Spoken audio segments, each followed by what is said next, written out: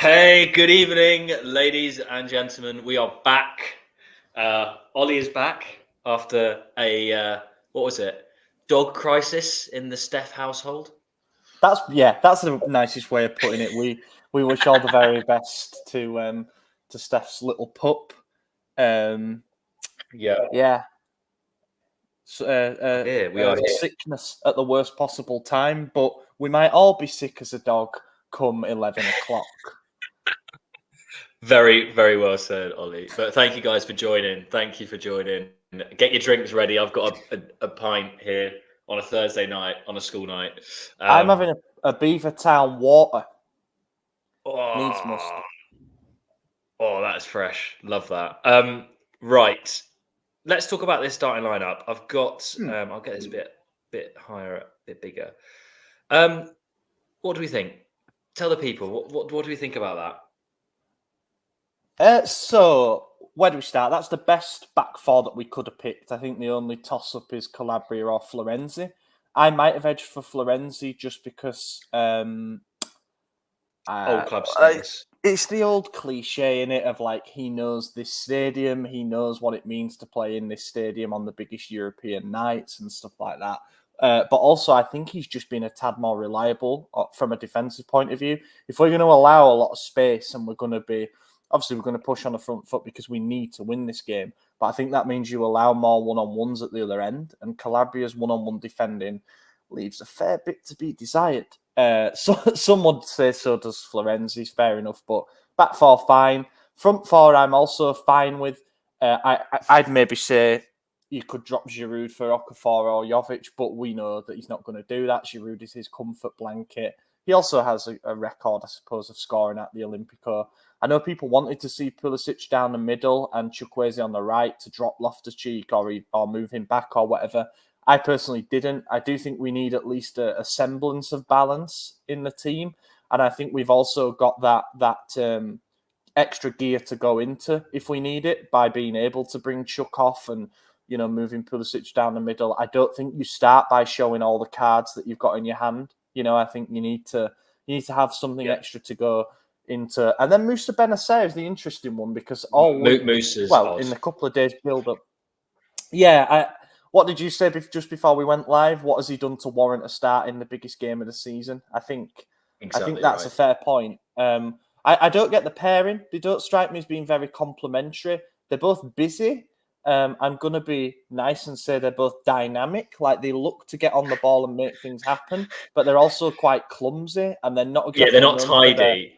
They're not known for their efficiency in possession, and it's going to be a game because of Roma being able to defend the lead that they got in the first leg. It's going to be a game where every possession counts. Every time we have the ball, we have to try create. And not having Reinders in there, who is, at least in the midfield, the creative metronome of the team, I am scratching my head a little bit at that.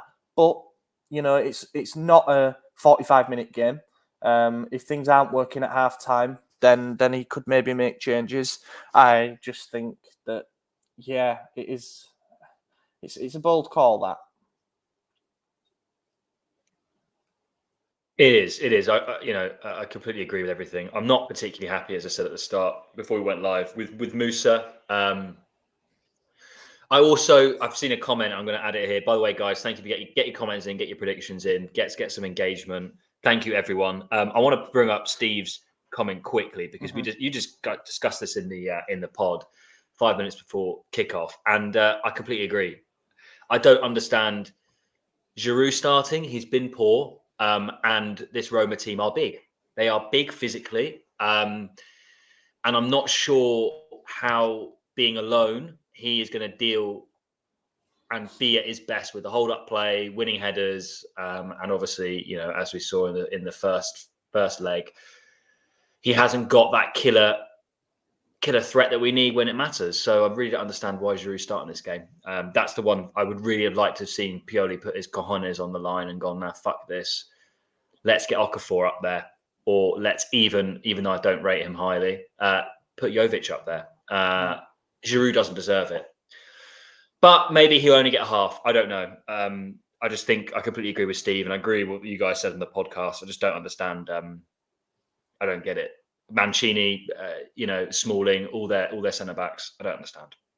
Yeah, it's Roma's team, and this is sort of, Let's have a look at it. There you go.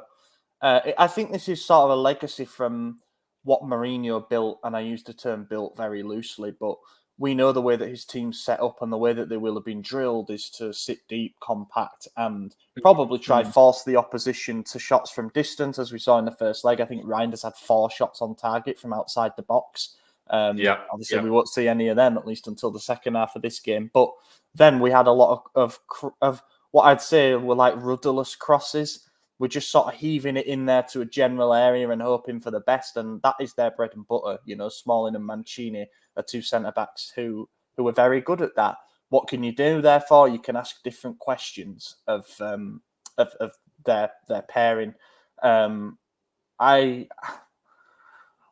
look at their back four and I think it's got a mistake in it somewhere, but we have got to punish it. I also look at the midfield, and I think Bove is an interesting one. Obviously, Cristante is suspended, and I know that he isn't particularly highly rated amongst, let's say, the fans of top Serie A clubs. But I think he has been doing a really important job under De Rossi. And I think him not being... He was really good in that first leg. He's a stabiliser. He's like Krunic, but better in that sense. But Bove, he offers something a little bit different. He's a bigger runner. Quicker. Faster, a bit more technical, I would say, as well. But it'd be interesting to see what that means for the other two, because Paredes has sort of been the one who sits and Pellegrini's the one who... And if El Shaarawy really does play on the right again, because him and Selic did a good job on taming Leao in that first leg. But if they try to do the same thing again, will it be a case of doing it one game too many? We'll see. And then Dybala out on the left. And I don't know.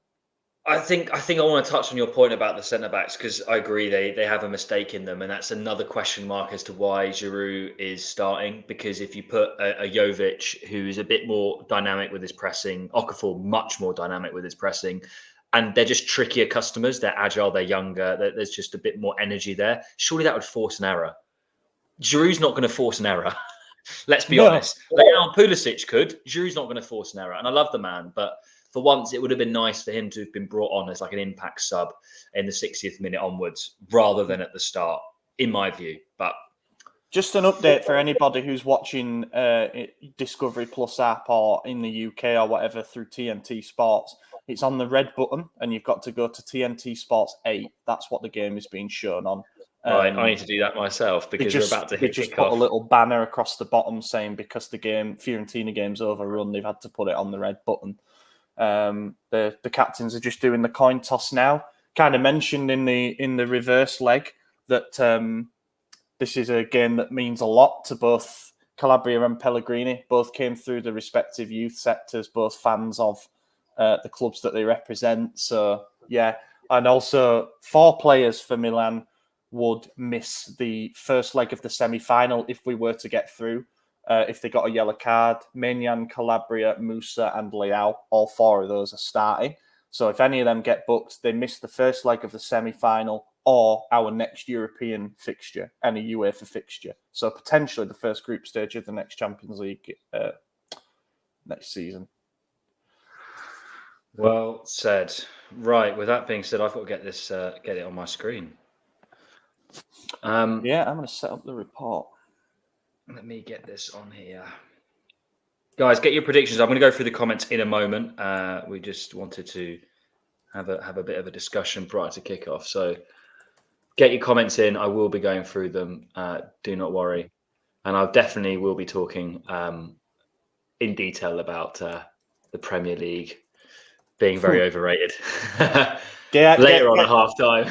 Get your thoughts in, guys. I'm happy to join in the pile-on at half-time because, let me tell you, I enjoyed that Arsenal one. I also need to get something. So, 1 second. We're about to kick off, but I need to get something. You'll see in a minute.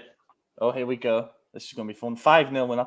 Just some of the comments are just reading sharpshooters here. Son's first birthday. Happy birthday to him, first of all. I hope the 12-month indoctrination has worked. And I hope that this is a present for him.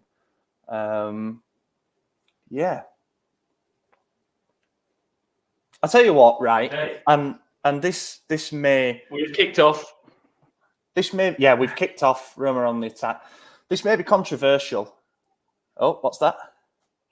My scarf from the Adley's first goal. Milan. There we go. Blurred out. It's the matchday scarf. Let's go. Bit of luck. Big fan of that. I was just going to say before you put your scarf on, I'm not a fan of half and half scarves, but I can understand why you got one as a souvenir. Well, Adley's first goal. Never forget that. I think the Olimpico is really good on European nights. I'll be honest. Yeah. I think there's times when it looks shit in Serie A because it's not very full, particularly Lazio games, and you realise how far away the stands are from the pitch, especially behind the goal. But on nights like tonight, it looks good. You've got the fans down the side letting off flares. You know that's good. Mad. It's not just the curvers. What was I doing? Right. Yeah, guys, thank you so much. We'll go through the comments in a little bit. We're just hit the minute and a half mark. It does look good, as Ollie said. It's a really nice little atmosphere tonight, and we really expect the boys to step up. It's a fantastic stadium, biggest night of Milan's season, and for a long time as well. Let's be honest. I think we'll also be keeping a close eye on the other fixtures. West Ham, Leverkusen, I think that could be an upset there potentially. I know Leverkusen have won the league, but they might want to be on a bit of a hangover potentially. And obviously Liverpool, Atalanta, hope Atalanta get the job done. I wouldn't usually say that, but we want Liverpool out. I wanted to debut a betting sector for this, but it's a bit too late now, I think. I have put a bet on. And it is for Liverpool to get through against Atalanta, and the odds were not good on that. Let me tell you that they were like 3-1 to go through. They're 3-0 down on aggregate, and I don't know. And also for West Ham to beat Leverkusen. I would have put a bet on for that. I think that's going to happen, but not necessarily to go through, just to win the game. I think they might win 2-1 or something. You know. I saw a stat that I know this isn't Milan related, so apologies, guys. But I've not seen a forward who costs 80 million have this bad a stat. I saw just before this game kicked off coverage of Liverpool Atalanta, and it was Darwin Núñez having 31 big chances, which is like 3 times as much as Jota, and his conversion rate was 19%. If we had a striker with like that, I don't think we'd hear the end of it, would we, guys? That is no bad. Comment. No comment. That is bad. And I rate the guy, but fuck me, that's bad. Anyway, enough Liverpool. Just shy of the first 5 minutes. We're about 3.5 minutes in. And we're holding the ball nicely at the back now. I think the first minute, Roma tried to charge. But I think this will be a more balanced game, ironically, even though it's away from home. And our away record's fantastic. So it is good. 3,500 fans in the away section as well, which is good. First corner. Let's go. I'll tell you what, right? Roma's kits as well. I know I'm strumming them a bit here, but Roma's kits now they've switched to the Lupa, the wolf. I really like. I don't like red. Do you prefer the normal badge? I prefer the normal badge, and also I think red and yellow is a disgusting colour combination. So, or red and gold, or whatever the fuck it is. I don't like it at all. It's because it's not a red; it's like a crimson. I'm not a fan. Yeah, fair. Red and yellow. I think there's only like a couple of teams that wear it. There's obviously Roma and Lecce and Serie A, and then there's Galatasaray. Yeah. Go on. I don't like it as a football kit colour, but you know it is. I do like Roma. They're all right. Their fans not so much. But go on, Drew. Do your little bicycle kick. Don't want to jump the gun on the comments here, but is Noza FC repping Chicago there with them? I think I recognise the flag there. Was there a few months ago? There we go. Looks like the Chi-Town flag. Let's go through some of these comments then. Ashton, is it a 3-4-3 with Musa and Teo playing wing backs? Potentially in possession, but I don't think that's how we're setting up defensively. No, that would imply that Loftus-Cheek is dropping into a double pivot. I don't know. Don't think so. Maybe in possession, but I knew it was Chicago. I know the flag when I see it. Chicken wings, show heel, love that for Pioli meltdown. Yeah, get your Pioli out comments. get him ready. Sharpshooter, welcome. Liam, welcome. Thank you so much for joining, guys. Aditya, nice to see you again, mate. Sorry, I know we're a bit late on these, but I just want to go through some of them, catch up. I would have gone balls to the wall, Massey says, and played Leao Okafor, Chakanpuli at Cannes with Benacer and Ruben as double pivot. Interesting. Liverpool have already scored, by the way. There you go. That tells you everything you need to know about that one. Your bet's coming in, Ollie. Oh, mate, it was nailed on. I also think the West Ham one's nailed on. Again, someone commented and said, don't know about West Ham going through. I just put them on to win. So, like, they can win 1-0 and still go out. It's just to win the game. I think that's a really smart bet. Not the tie. I kind of want to watch Lille v Aston Villa penalties if it goes to pens. Oh, is it? What's the score? It's still level on aggregate, 3-3. Nice. Oh wow, Shohil saying 4-0 Milan. Fuck no, 5-0 Milan. Respect. Who the fuck are these people? Respect. Few have been on the beers early, I suppose. It's Friday somewhere. It's Friday in Australia. Literally calls. Yeah, Steve, I agree with you. I'll go with 2-1 Milan, Champions League DNA. I think you said pens, didn't you? I think pens is quite likely. I do think that. While it's only one goal, it's only a moment away, you know. Yeah. Milan, we're definitely keeping possession better though. Inside the first 10, definitely, which is nice. And we haven't conceded yet because at this point we've conceded. So that's a positive, Ollie. You got to look at the positives, you know. In life, haven't conceded a Mancini header inside the 7th minute. So that first goal was a fucking joke, man. I'm sorry, it was a joke. It was. Yeah. Cheers, boys. Keep getting your predictions in. Yeah. Oh, it's a penalty. The news came out today. I don't know if you saw it. That Roma have already decided to offer De Rossi a contract extension. I did see that. And that is yet another big parallel with the position that we found ourselves in under Gattuso.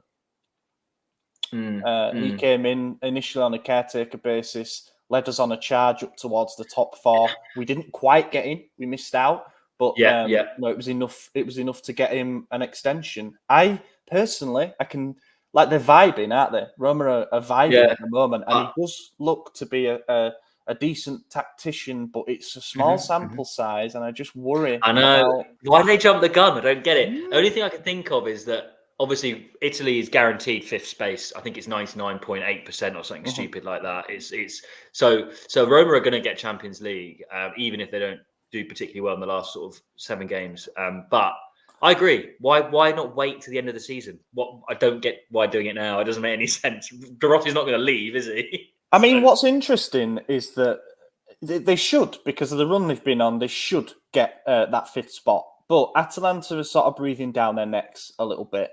There is a chance that they finish 6th still. I don't think there's a chance they finish below Lazio, but Lazio are 6 points behind. And Napoli are also 6 points behind. So if Roma were to crumble, there would essentially be 3 teams who were ready. But I don't see them crumbling. I think they're looking okay.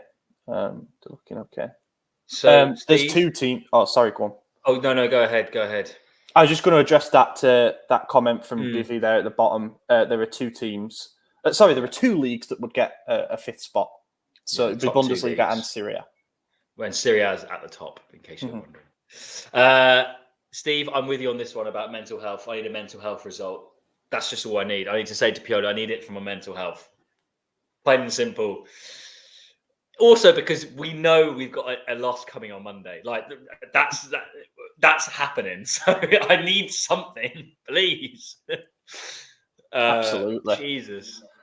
Absolutely. God, I'm not looking forward to Monday. I just want him sacked because you cannot lose that many derbies. I know we've had this discussion many times, but look at any derby around the world, particularly the Milan derby because they're two successful teams, but Merseyside derby, North London derby, El Clasico.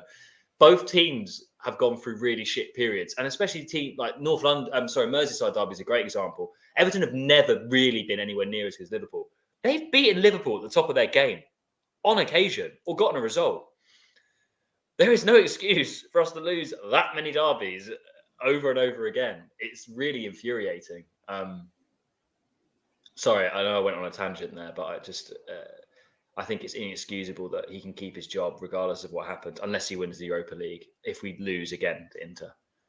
And I don't want to know how we lose. I don't really care. We just can't do it. It's pathetic. It's the worst record in our history against them. So I just think it's inexcusable. I'm just waiting for you to catch up. Fuck off. Oh my God. Oh my God. Is it Mancini? It's Mancini again. God, but I don't understand. Do you know what? He's got to be offside. Pioli's gone. So why has he stopped? Benacer and Calabria stood fucking ball watching and letting Mancini get goal side. Ridiculous. But you know what that means? Pioli's gone, baby. Oh dear. That is not the start that we wanted. No, but Pioli's gone. Guys, silver lining. It's all about mental health tonight. Mental health. Come on. Oh dear. Fuck me. I cannot believe that. Mancini owns Milan. Yeah, we've got to own it at this point. I don't know what he's doing up there, by the way. I don't know why he's so far forward. Also, okay, lovely shot by Pellegrini, but he's got to be offside. Who's keeping him on? 2 men. Oh my God, that is pathetic. I don't know what we do from here, to be honest. This just wasn't in the script. Was not in the script. Yeah. Yeah, I think 3 to blame there. Soft from Pulisic, to be honest. He half-ass went into that challenge with Mancini. I know he's bigger, whatever. And then when the shot comes off the post, both Calabria and Benacer are between Mancini and the ball, and they're so slow reacting. They just don't even move. I can't believe this Mancini's done the double against Centre back fucking gets there first. You know, where is your... I don't know what we do now. I don't know what we do. That's game plan out the window of trying to just, build. And Rafa's going to try and do it all by himself, which he's not going to be able to do because he's not that guy. He's not Mbappe. So it's a rainy night at the Olimpico, and I think the term pathetic fallacy springs to mind. Shit week. So this is a nice little end to it. Maybe this will mean we'll win the derby. Have you ever thought about that one, Ollie? I hadn't thought about that yet. I'll be honest. Go on, Ruben. Yeah. Go on, Ruben. I need to get up to speed on this. Fuck me. He couldn't even do 20 minutes, Pioli. Oh, what a dickhead. Load of dickheads, this team. West Ham scored. You were right. Yeah. Ollie, that bet's nice. What did I say? Yeah, I do blame Pioli. I'm sorry.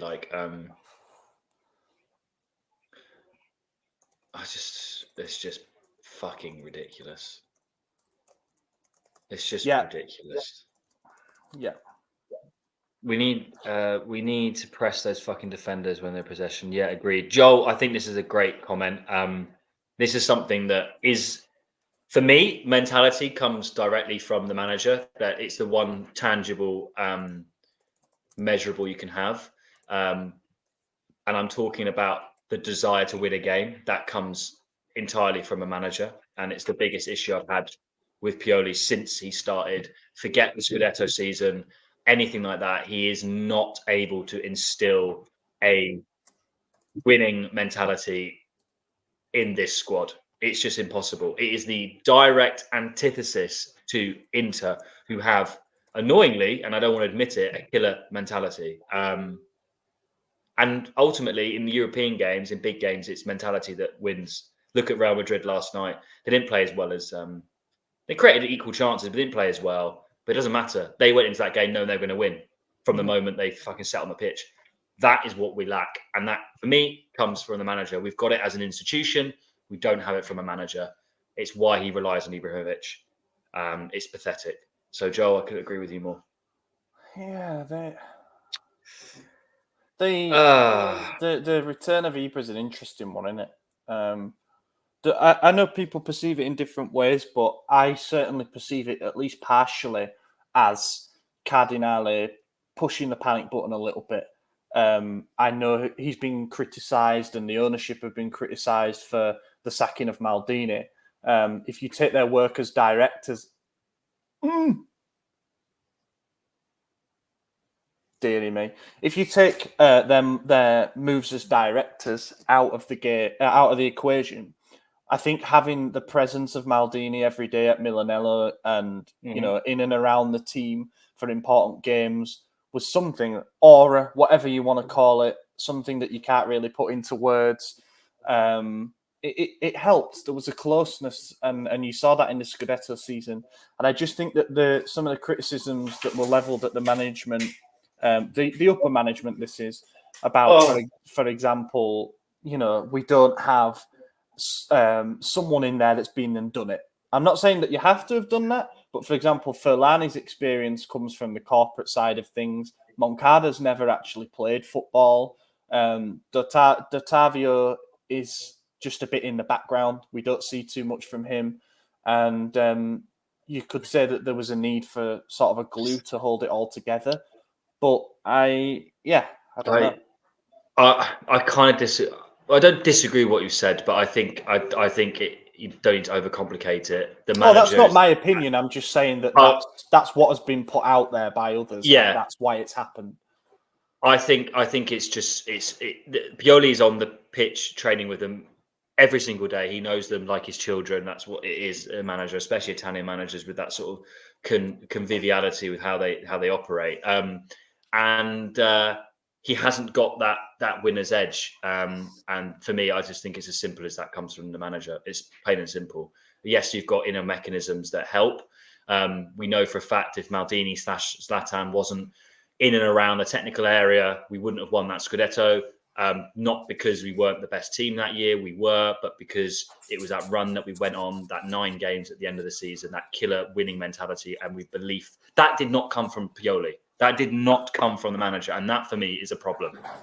Plain and simple, that's the problem. I'll give Pioli credit for a couple of things. Firstly, I think he's always managed to come up with some different tactical ideas to remedy problems. However, it's the whack-a-mole argument. The problems have to surface in the first place to then come up with a fix. And then I will also give him credit because we've had periods that have been difficult, that have even developed into crises at certain times. But he's always found a way to pull us back out of it. Again, though, it's like you've got to have these problems to begin with to then salvage something from. And that can't happen because that's what knocks you out of competitions. Do you not think, though, that the solutions he comes up with often, more often than not, are coincidentally aligned with moments of brilliance from the individual talent that we have? That is part of it. Yeah, that pisses me off. That's not Pioli for me being a tactical masterclass, because we've seen his limitations in formation and his inability to beat a team like Inter, having 6 bloody opportunities. Oh my god. I know. Ruben. I know. Ruben. But yeah, I could talk about this all night. Look, we can still win this game. Of course, there's plenty of time. But ultimately, if this does result in Pioli's sacking, I will be fundamentally quite pleased. Personally. I think Marcus. Mate, I'm just putting it on screen. No. Marcus makes a good point here, because there are certainly some people who I believe rightly point out the shortcomings of this squad. We had a big overhaul last summer, with 10 new signings and the sale of Tonali, which essentially funded the majority of the business that we did. A lot of the players came from abroad. And I think, there's an acclimatization period, especially when some of them are younger. I think our squad depth has improved without a doubt. However, we've all been talking about the same problems that weren't addressed. We didn't sign a defensive midfielder. We probably could have done with another centre-back to push the starters, given how injury-prone the others are. We definitely needed a centre-forward, and we had to go for Jovic in the last day of the window. Okay, he's actually done all right, but that investment has been put off for too long. And then we're asking, not for miracles, but we're asking for big improvements with a squad that is still, quite frankly, not complete. It's not complete, but I would argue it's quite comfortably at least the third best team overall in the league. And we need to remember the injury crisis we had. Centre back was we had a gluttony of defensive options at the start of the season, and we had one of the worst. I think factually the worst injury crisis that any team in Europe has faced in terms of number of injuries and concentration on department. But I still put this down to Pioli. I think we've got good enough players. Oh, fuck off. Yeah, it's a hell of a goal, though. Game over. Game over. Yeah, Game over after 21 minutes. It's a hell of a goal. It's a lovely strike. So Pioli's gone. Pioli has gone. Let's get this planned. Tough to know who to blame there, really. I don't. 3-0 aggregate against Roma is pathetic. Now, the worry here is that we completely... They're not going to win it. They're not even going to win it. They're not going to get past the next round. I can guarantee that. And that's what annoys me. Fuck, man. What a finish. Lukaku assist? No, it's not. No, okay, no. Clear to him, but still. Yeah, that's us done. I don't know. Oh, Pioli's out, though. Pioli is out, baby.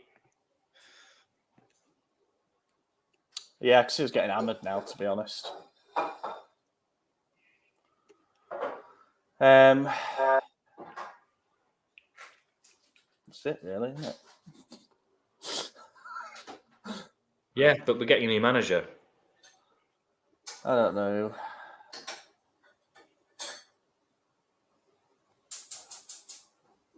That's the only silver lining.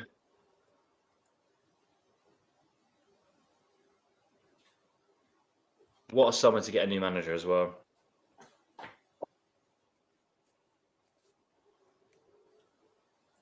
I'm afraid we need at least a goal back before half time, probably two. Oh, tie's over.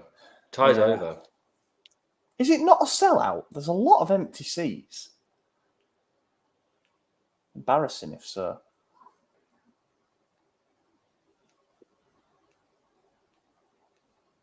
Yeah. Yeah, well, carry it back on with the support. Fucking hell. Sorry, guys. Oh, my God. Yeah, this is bad. Right. So who's Julian Lopetegui? So what's that all about, Ollie? I'm not sure about that one. We might as well talk about managers at this stage because we're playing like shit and not happening, is it? Yeah, I don't want him. Do you know what? I think some of his teams have played good football, to be honest, but results-wise, didn't cut it at Wolves. I know he won the Europa League at Sevilla, but that's, isn't that a given at this point? I don't know. Yeah, that would be very uninspiring. There's not really anyone that we've been linked with that I would say, yeah, he's the guy. I think I don't know. I think we're at risk of sort of maybe stagnating while others move ahead of time to try and get, like Juve getting Motta, for example, if that actually happens, and Napoli are trying to get Conte.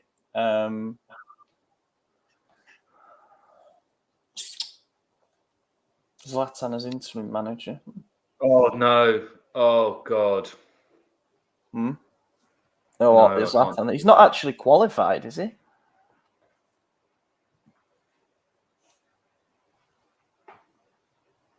I don't think so. Oh well, look. Pioli's gone. Fuck me.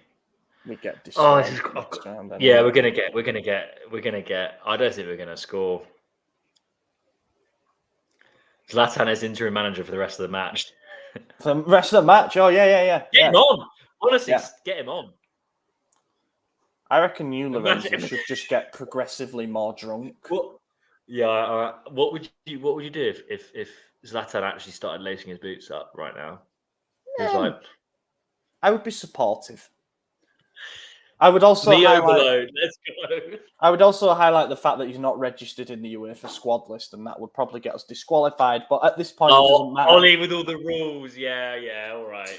It doesn't matter. Oh, dearie me. No, we are not winning this match anymore. It was possible at 1-0. It was still possible at 2-0. Sorry, it was.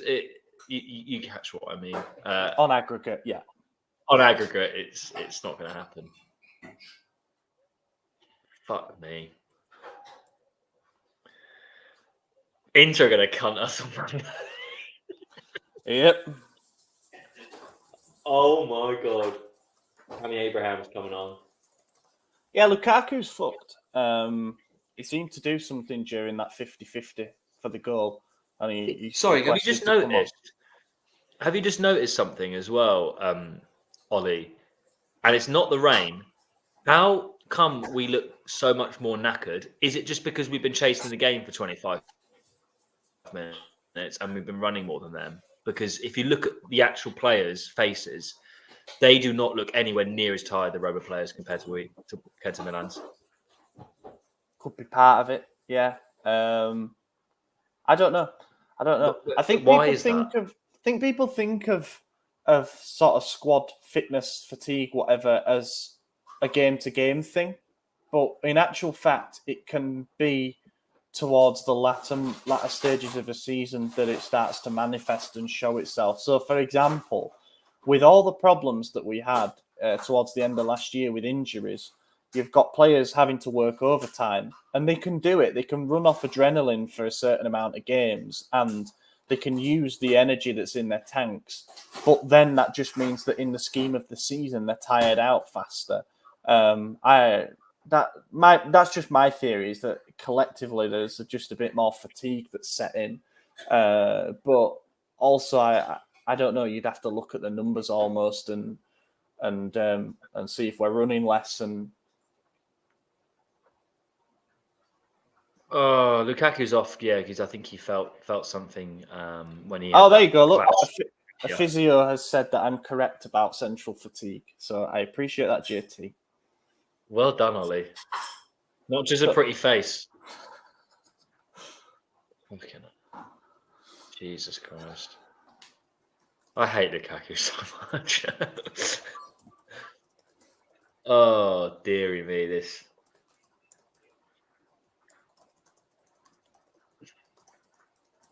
Pioli making miracles with average players. Oh yeah, no, well, I agree. I agree. No, I agree with what Philip's saying. We have some average players, though. Granted, Giroud being one of them. Oh God, dearie me. Right, get your preferences in for new managers, because let's be honest, there's no way Pioli survives this. In my view, I don't know what you think. Like, let's actually be serious about this, Ollie. Like, there's no way he now stays next season, is there? Really? I'd say no. No, so I don't. I think the decision might have already been made. That doesn't mean that you can. This is about to sound contradictory, but it doesn't mean that you can't unmake the decision if something very unexpected happens, such as we go on a tear. We beat into. Oh my goodness! I'm sorry. Nothing happened. Nothing happened. Just keep going. No, darling. Does it get worse? Get worse? Oh, you dirty bastard! Does it get worse? It doesn't get worse. No, it doesn't. Lifeline. Go on. Oh, you mucky bastard! Bad. Did you see that? Why has he gone studs into him? Oh my god, that's so stupid. That is Who is that? Former at Selic. He used to play with Leao at Lille. That's mental. Oh, He's gone to try and injure. Oh, that's a nasty Achilles thing. That really. Yeah, Leao's pissed. That Leao really is pissed. hurts. That. Oh, that's bad. You know what? We'll be lucky if he's not injured from that. Oh, That's more than a red card. How does it That could be Selic look like that? Yeah, I didn't either actually. Glasgow Selic. That's really bad. That's like Look, that could potentially. It's painful. Oh shit! It is really painful. That I feel that. How did he get straight back up? He got straight back up. I don't know what that means. I think he's angry. I think he's absolutely fuming, Rafa is. Should be fight on site for Florenzi there. Should go over and twat him. This is a lifeline, but at the same time, 3 goals is an ask. Jesus Christ, that's bad. That is really, really bad. So now the pressure's on. We've got to get a goal before half time, and then we'll see what happens. Will pressure set in?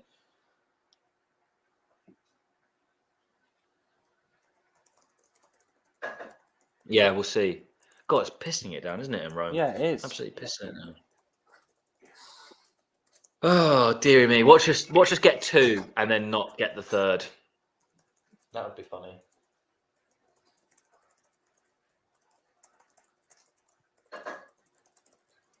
Bloody hell. Why are you so much further ahead? You're about 10 seconds ahead of me. I think it's more than that, to be honest. Oh, don't say that. I'm on Discovery Plus. Again, this is just another one of those things. Like, I know it's butterfly effect. If you take one thing out, then the others might not happen. But if we could have just stopped one of those goals going in, all of a sudden it's a different equation this game. Oh, it's hailing. It's hailing. I think the refs should take the players off. They're at risk. Yeah, they should restart the match, but with Selic off, obviously. So, like, you know, get it back to 0-0 and 0 minutes, but with 10 against 11. Because Pioli's good at that. Pioli's very good at 10 against 11. I'll give him that. Usually. God, he's so annoying. Do you know what it is? I think that will certainly provoke some attacking changes at halftime as well. I'm not so sure that we have to worry so much about the risk of the counter anymore. So they've taken Lukaku off as well. So a couple of things have just gone in our favour. We've essentially got 60 minutes, probably a little bit more. We've done it before. We scored 3.5 before, but just, yeah. Why couldn't Mourinho have stayed? We would have had this out of sight first leg. Maybe. You know what Mourinho teams are like in tournaments? Shit. I'm only joking. Steve just wants to mention, right, as someone who stays very close to Glasgow, there's no manager that loses 5 Old Firms. Thank you very much, Steve. This is what I'm saying. Any big derby in world football, globally, anywhere, you do not lose that many derbies, especially not when the teams are so equal in terms of stature and everything else. Especially when there are 5 Old Firms a month as well.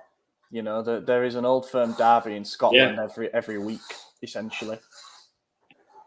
So let's not get it twisted.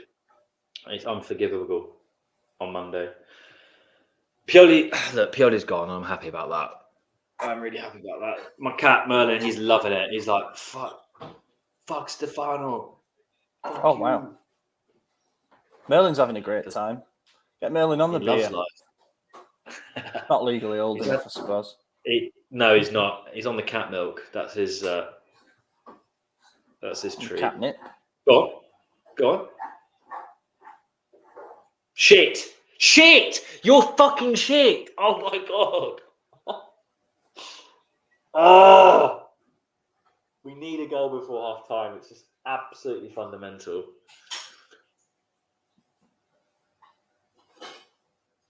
Oh my god! We're so lucky that Rafa isn't injured. We are so lucky. We really are. That was a good run by Teo, though. That's the kind of thing we need to see more of, because when he sets off like that, I think players are really struggling with the slippy pitch. Yeah. So, what beer are you drinking, by the way? One of my favourites, actually. Staropramen's really good drop. Yeah, really nice. It's one of my favourites. Yeah. Don't drink a lot of beer, but I will. I'll have that and Asahi are my favourite bottles. Asahi as well is elite. I only drink good stuff, Ollie. Come on. Yeah, fair play. None of this Peroni rubbish. Peroni is crap. I hate Peroni. None of this. I don't mind Stella actually, but none of this Foster's. They brought out a new Peroni. I think it's called Capri, and it's that is nice. That is nice. I have not had that yet. Yeah, it's I feel like that's going to be a summer beer garden kind of drink. It is, and it's not as fizzy, because that's my main problem with Peroni. It's like drinking pure CO2 in a bottle. I always found that unless it's incredibly cold, it tastes very yeasty. Does Peroni? It's not nice. Yeah. Moretti is the Italian beer for me, or Ichnusa. Ichnusa, man, it's got to be like a Menabrea every now and again. Yeah. My favourite beer, though, because it tastes so light, is Mythos in Greece. Oh, a bit of the Greek stuff. Oh God, I could drink that all day. It's very weak, but God, that on a Greek beach. See you later. I'll have a few of those, and by a few I mean like 4, because I'm a massive lightweight. But you know,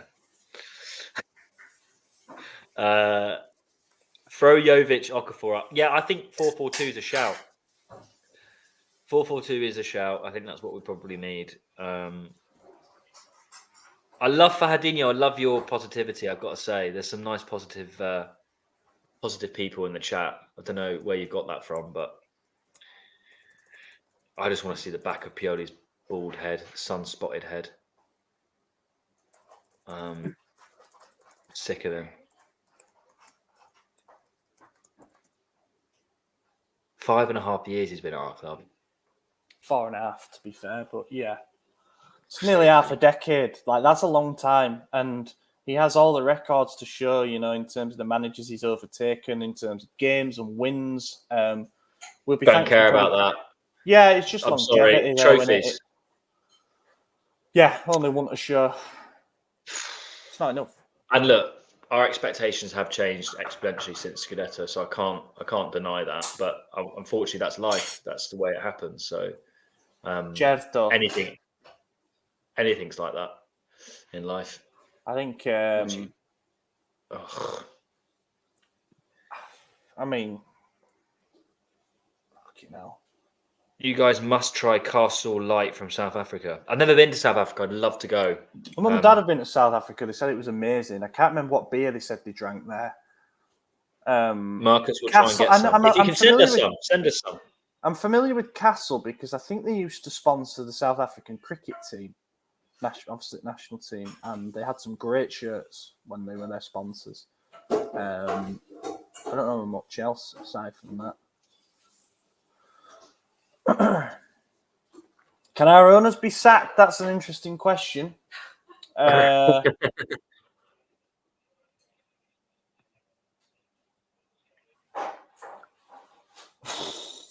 much money you got in your bank account, Ollie? I reckon we can put a few pennies together.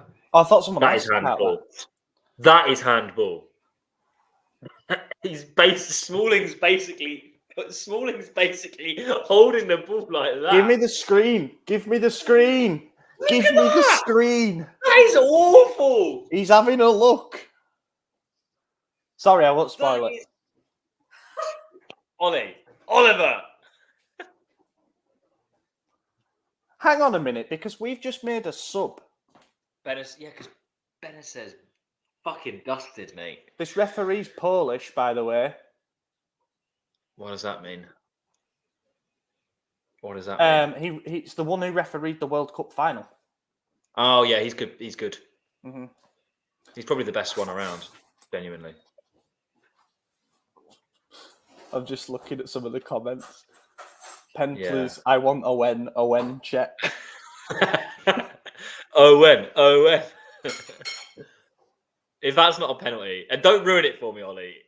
You better not. I don't want to see your little face smirking at me. Can I say I've got a nice prawn Let's curry. go. Right. I've got a prawn curry for half time. Beautiful. Yeah. Hey Rebecca, where's my prawn curry? I made that earlier. It's a bit like one of them cooking programs. Here's one we made earlier. Yeah, did you? Yeah, I did. Yeah. Sure, you did. Who's taking this then? I think it'll be Svilar who takes it. No penalty. I've never seen a VAR review that then gives a free kick to the other team. Maybe I didn't think VAR could intervene for stuff like that. I like this theory. Even the players want Pioli sacked. Maybe even UEFA want him sacked. I mean, UEFA's corrupt based on what we're seeing so far. I actually didn't see the VAR replay. He just went over to the screen, took one look at it, and then came back and said, actually, it's free kick to Roma.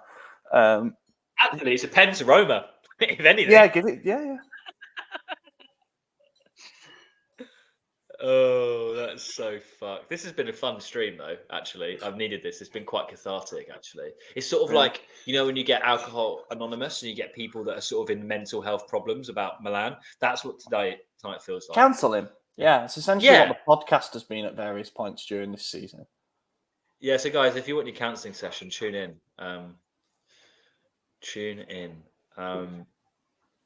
This is pathetic. Look, just need a goal before half time. Anyway, it comes. Oh, I saw it on the site today. By the way, remember to check out everything SempreMilan, including Substack. Anything that you need Milan related will be on the website, and all the other amazing content that we produce. But what I wanted to say was Nesta to Monza. I like that story. I was like, Monza's basically Milan light, isn't it? Really, at this point, I might support them. I might start supporting them. Yeah, it's going that way. I mean, look, they beat us 4-2, didn't they? And three of the players who scored, or three of the players involved in their goals, had some kind of link to Milan. So, it's one of them, really. SempreMonza, anyone? Could do some nice branding stuff with that, I think. I mean, it'd be more of a fun time because, like, a top 8 finish would be our goal, and then sort of having Daniel Maldini knocking about, Nesta knocking about, Galliano. I think that'd be fun. Yeah, milling around. Just knocking about. Yeah. Only positive of the 23-24 season is Jarl's Substack content. Thank you. Yeah, thank you for that. Make sure you subscribe to that 7-day free trial, right, Ollie? Correct. Yeah, you get a 7-day free trial over on the Substack. You can see previews as well of everything that we do. So if you think stuff's tickling your fancy, then give it a whirl. Got bonus podcasts over there as well. Anything else you want to plug? Yeah. That's it, really, I think. That's all I've got. Oh, my God. Spinazzola, actually, that was a really nice ball. What? Tomori's looked a bit sort of... Do you know what? Tomori, I love the bloke, but I think when he's out, he loses match rhythm quite quickly. I don't know if you agree with that. Look at Chow as well. He has not looked Chow's a lost cause, mate. Looking more and more that way. I've been disappointed with Gabiot and that. Well, he got bumped off that one-on-one with Lukaku. It was. That's fair enough. Lukaku's a strong lad. Yeah, but fuck, If you're getting pushed off the ball by Pulisic, you need to check yourself. I've seen that boy. I saw him in January in the flesh, and my God, he is small. Like he is small. Like he's a small bloke. Yeah. Did you see that comment from Cash? Roy Keane wouldn't be impressed by my prawn curry. I love Roy Keane, man. At first, I Yeah. didn't get the gimmick with him, but now I think it's absolutely. I just think he's hilarious. He's what I want to be when I'm 48. Do you watch the overlap? Because his Yeah, relationship with Ian Wright is my favorite thing. They are they're like old friends, they're just brilliant. They're absolutely brilliant, and they're so opposite. Ian Wright's cool and hip and down with the kids, and you've got Roy, who's basically a granddad, and it just works so well. Mm-hmm. It's fantastic. What's Calabria doing? What happened there? God, this team's worse, isn't it? Freaking just all a bit shit, really, isn't it?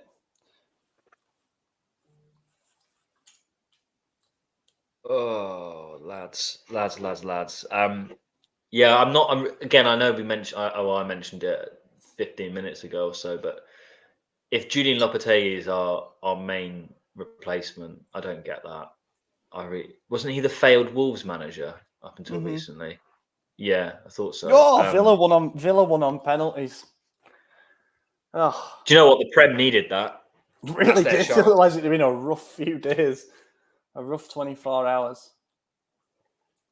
See, the one benefit about this tie is even if we do go out, that coefficient's strong, baby.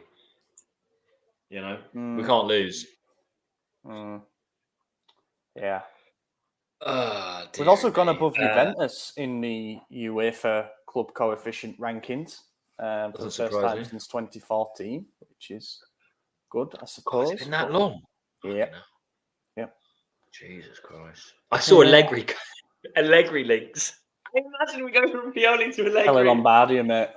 Telly Lombardia. Yeah, I know, but that is hilarious. Lay out wing back. I'm here for it. God. Well,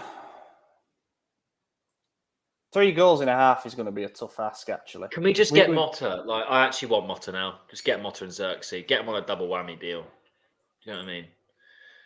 How hard can it be? Bologna basically have the same badge as us. Just like dupe them. Yeah, it's funny because Jordan has always said that Bologna have basically stolen our badge or vice versa. And I understand the shape thing. It's got the England flag on as well. No, yeah, it does, yeah. It's well, it's not an England flag, actually, guys. It's the flag of Milan, but yeah. Yeah. Or it's actually, well, that's what the Milan one is.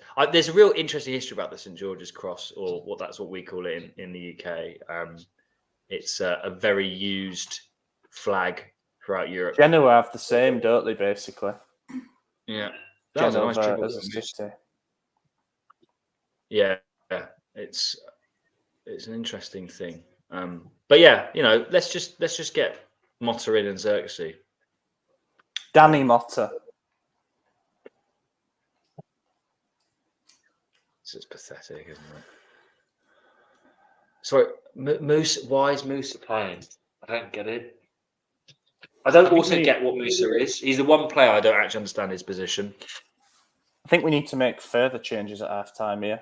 Chukwueze on. We need to be a bit quicker and a bit more direct. And Reinders on as well. We need some quality on the ball.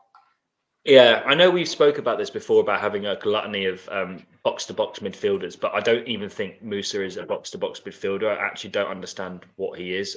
He's a bench-to-bench midfielder. No, it's hard because he's like 20. There's margins for growth there, but we need to establish a role for him. And I feel sorry for him because he's played with, he's started rarely, and it's always been with a different partner. So there doesn't seem to me like there's much cohesion or chemistry developing there. But honestly, what is he? Because he's a right-sided midfielder who likes to push up, doesn't have any defensive qualities really, is a good dribbler and is quick. So he only, in my view, would work a right-sided 4-3-3 formation where you've got a number 6, which we don't have. I don't really get him, to be honest. I don't get him as a signing. The one that is a big question mark for me is Musa. I think that money that we spent on him could have definitely gone on a more natural 6. I think we'd have played 6. Yeah, I think we'd have had a lot more balance, just generally speaking. I mean, like on When you think that we went into the season with Rade Krunic literally at the centre of our plans, as in quite literally at the centre of our team, and then by January he'd fallen out with Pioli and he'd been sent on loan to Fenerbahce with an obligation to buy. Like, I don't know, and I think part of that falls on Pioli because he's clearly told the management, "I'm fine with Rade playing as a 6 going into the season," and clearly we weren't, and clearly he's not good enough, and. Yeah, I don't know. I don't know.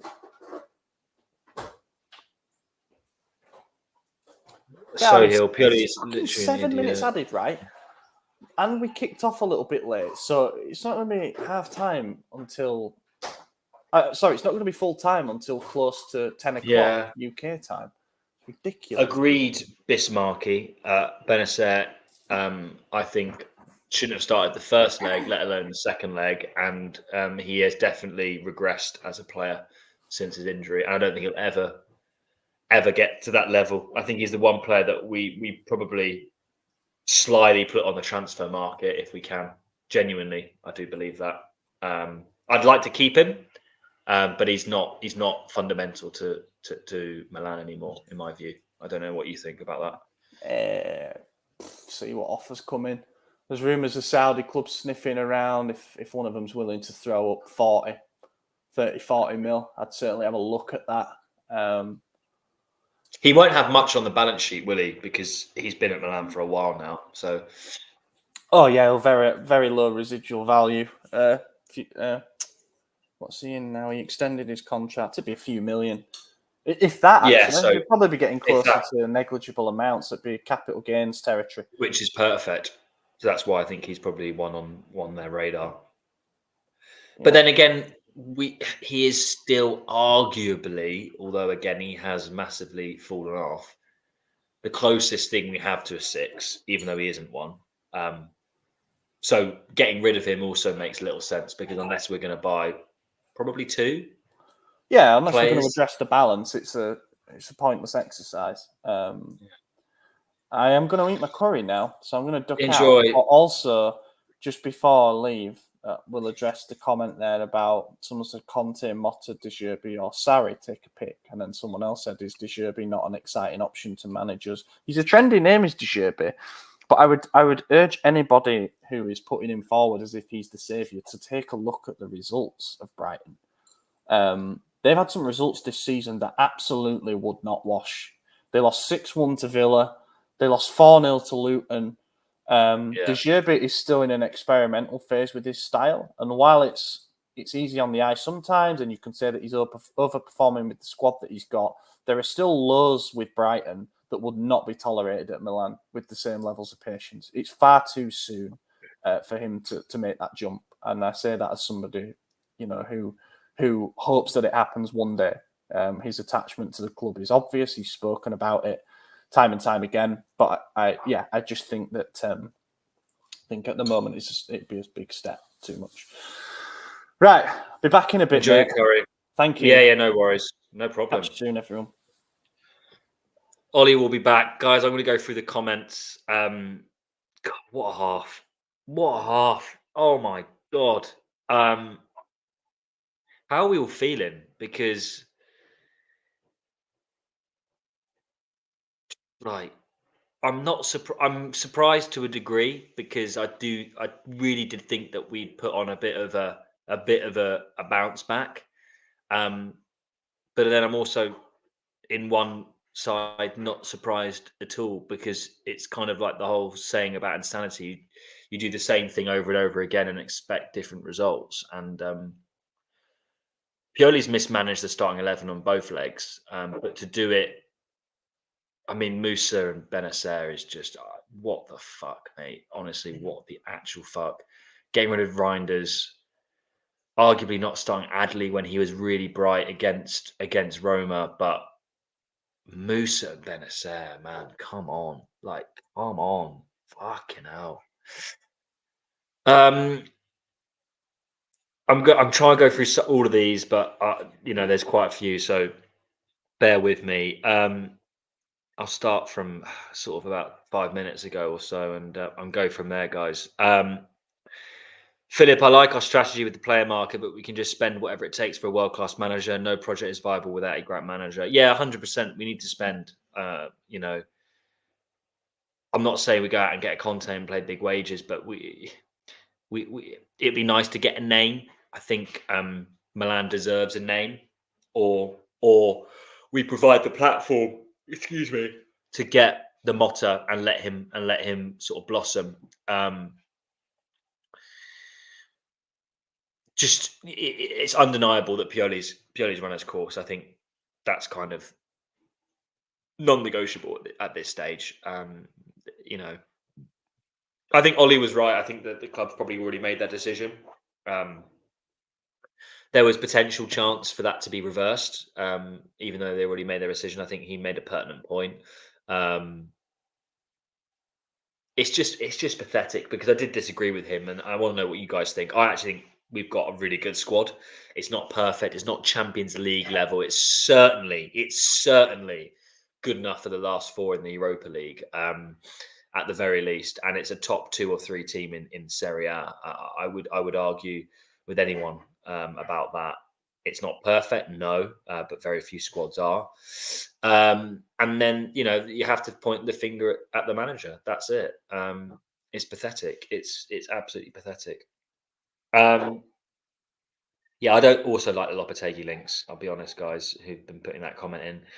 Can anyone explain where Adli is? Imagine how good he'd be playing for Inter, but he can't get into our team. Yeah, ironically, he would be very good at Inter, that sort of like deep lying type midfielder. I also just think Adley's got the passion, and I know that's so like whatever, but we've only really got a handful of players that really give a damn about Milan. In my view, I don't know what you guys think on the comments. And sometimes it's just that extra bit of effort that counts in games like this. Okay, it's hard to say that when you're 2-0 down, 3-0 down aggregate, but you know, and I'm not saying the players aren't putting the effort in, but there's a difference between effort and passion, you know. Jesus, man.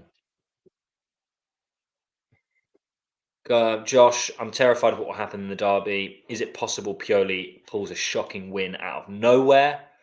I doubt, but he's done it many times. It doesn't matter at this point. I think if he lost either of these games in a bad way, which he's already lost one in a bad way, and even if we get 1 or 2 back, that first half performance is unforgivable, especially because we're now a man advantage. I think he was gone.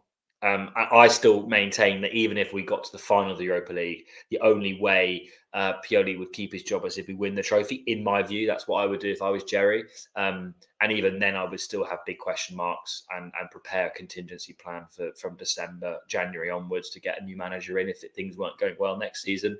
The biggest thing for me about Pioli is the derby. I've said it many times on this watch along. You cannot lose to your biggest rival 5, almost now what would be 6 if we lose on Monday in a row. It's completely and utterly it's utterly pathetic.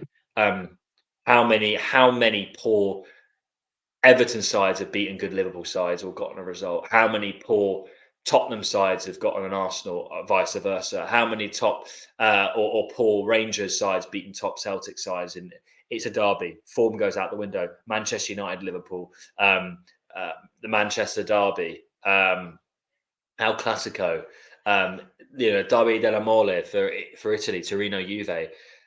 I remember Torino getting results when Juve dominated the league against them. Like, it's pathetic. It's unforgivable. And it's not because the players don't care. It's not because the players don't understand the fixture.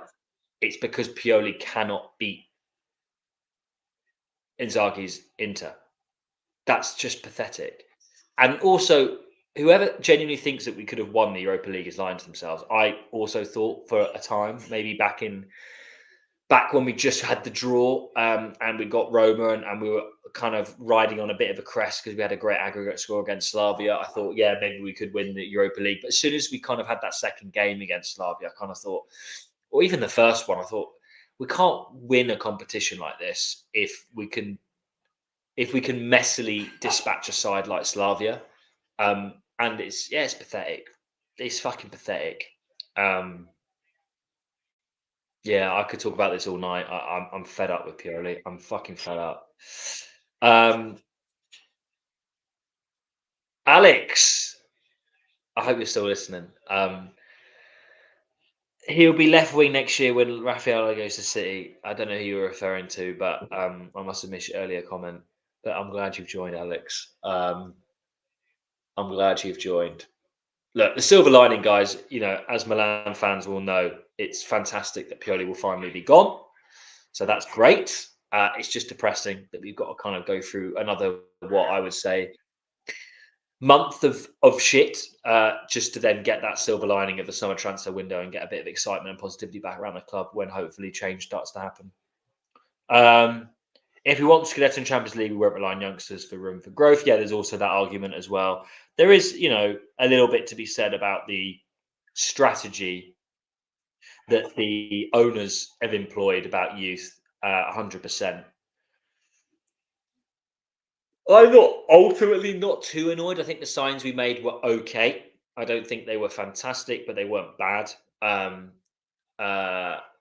bit more experience would be good. I think we'll have full judgment this summer onwards, because I think one transfer window isn't really enough to understand the length of the length to which they're wedded to this sort of Moneyball idea. We'll know. I think we'll know for sure after this summer's concluded. Show Hill, at this point, I'll take Brocchi instead of Pioli. Yeah, fuck me. That'd be funny. Still can't believe Okafor and Chukwueze didn't start. Yeah, I mean, I haven't even mentioned Chukwueze really much. I mean, he's been probably our most in-form player in terms of involvement, maybe not direct goal contributions, but in terms of actual, on-the-field performance, he's been fantastic. Yeah, I don't know why I didn't get a look in tonight. I'm not sure. I can't tell you. I'm starting to lose at my wits' end with Pioli, to be honest. We need a proper CDM and at least 2 centre backs and a striker. 100%. Thanks, Alex. I'm not eating the curry. Ollie's eating the curry. No clear tactics besides Musa on the left. We need fast passing plays through the middle. Not happening. Musa thinks he's Savicevic, yeah. No, I don't think he does. He can't lace his boots, mate. No clear tactics. Fuck Pioli. Musa, bring on Adley, Okafor. I can't. Yeah, I get that. I'm raging. Me too. First, we have all the players 30 yards from goal with only Giroud in the box. Final 10 minutes, you have 7 players in the box, and Gabbia playing Regista. Yeah, it's just crap. We've analysed it now. It'll be interesting to see what changes are made at halftime, but it's just shit. And I'm sorry that I've got not any more pertinent points than that, but ultimately, I think that's what it boils down to. We've seen this time and again in big games. We've seen it season after season with different setups. It's shit. Pioli's a really shit manager from a tactical perspective. In fact, it's mentality for me that is actually my biggest issue with Pioli, to be honest. That's my number one biggest issue is mentality. I don't like it. The management is the same one who let Pioli stay after we suffered our worst derby defeat in history. Who knows? They probably love De Zerbi. It's not a bad point. Mad, but just hoping for the best now for the future. Yeah, you've got to look at the positives. I think this, again, we've said it many times. This, I think, finally will spell the end of Pioli. So you've just got to be hopeful to what will happen next. Musa and Bennett said no business starting this match. Yeah, I said this at the start. I was shocked to see, particularly Musa, to be perfectly honest. Benacer, I also don't think should have started, but I got it a little bit. But Musa, lad, he has hardly played. Why is he starting this game? Gee. Just staggering that since Pulisic has been made the pen taker, Milan hasn't been given one since. Yeah, that's quite funny. Oli, De Zerbi and Milan will be different with the players he will have and resources. Potentially, I'm not against De Zerbi. I really think Motta is a legit tactician. And if we can get him and Xerxes some kind of bumper deal off Bologna, that'd be fantastic. Also, it would mean getting him away from Juve, because I think if he went to Juve, we'd be in trouble. I really do. I think he's going to be a fantastic manager. I was slow to warm up to Motta, but Bologna play really good football, and I think he'd love the young squad that we have at Milan. I think he'd absolutely relish it. Milan looked so terrible. This is a big slap in the face to our history and integrity. 100%. It really is. It's despicable.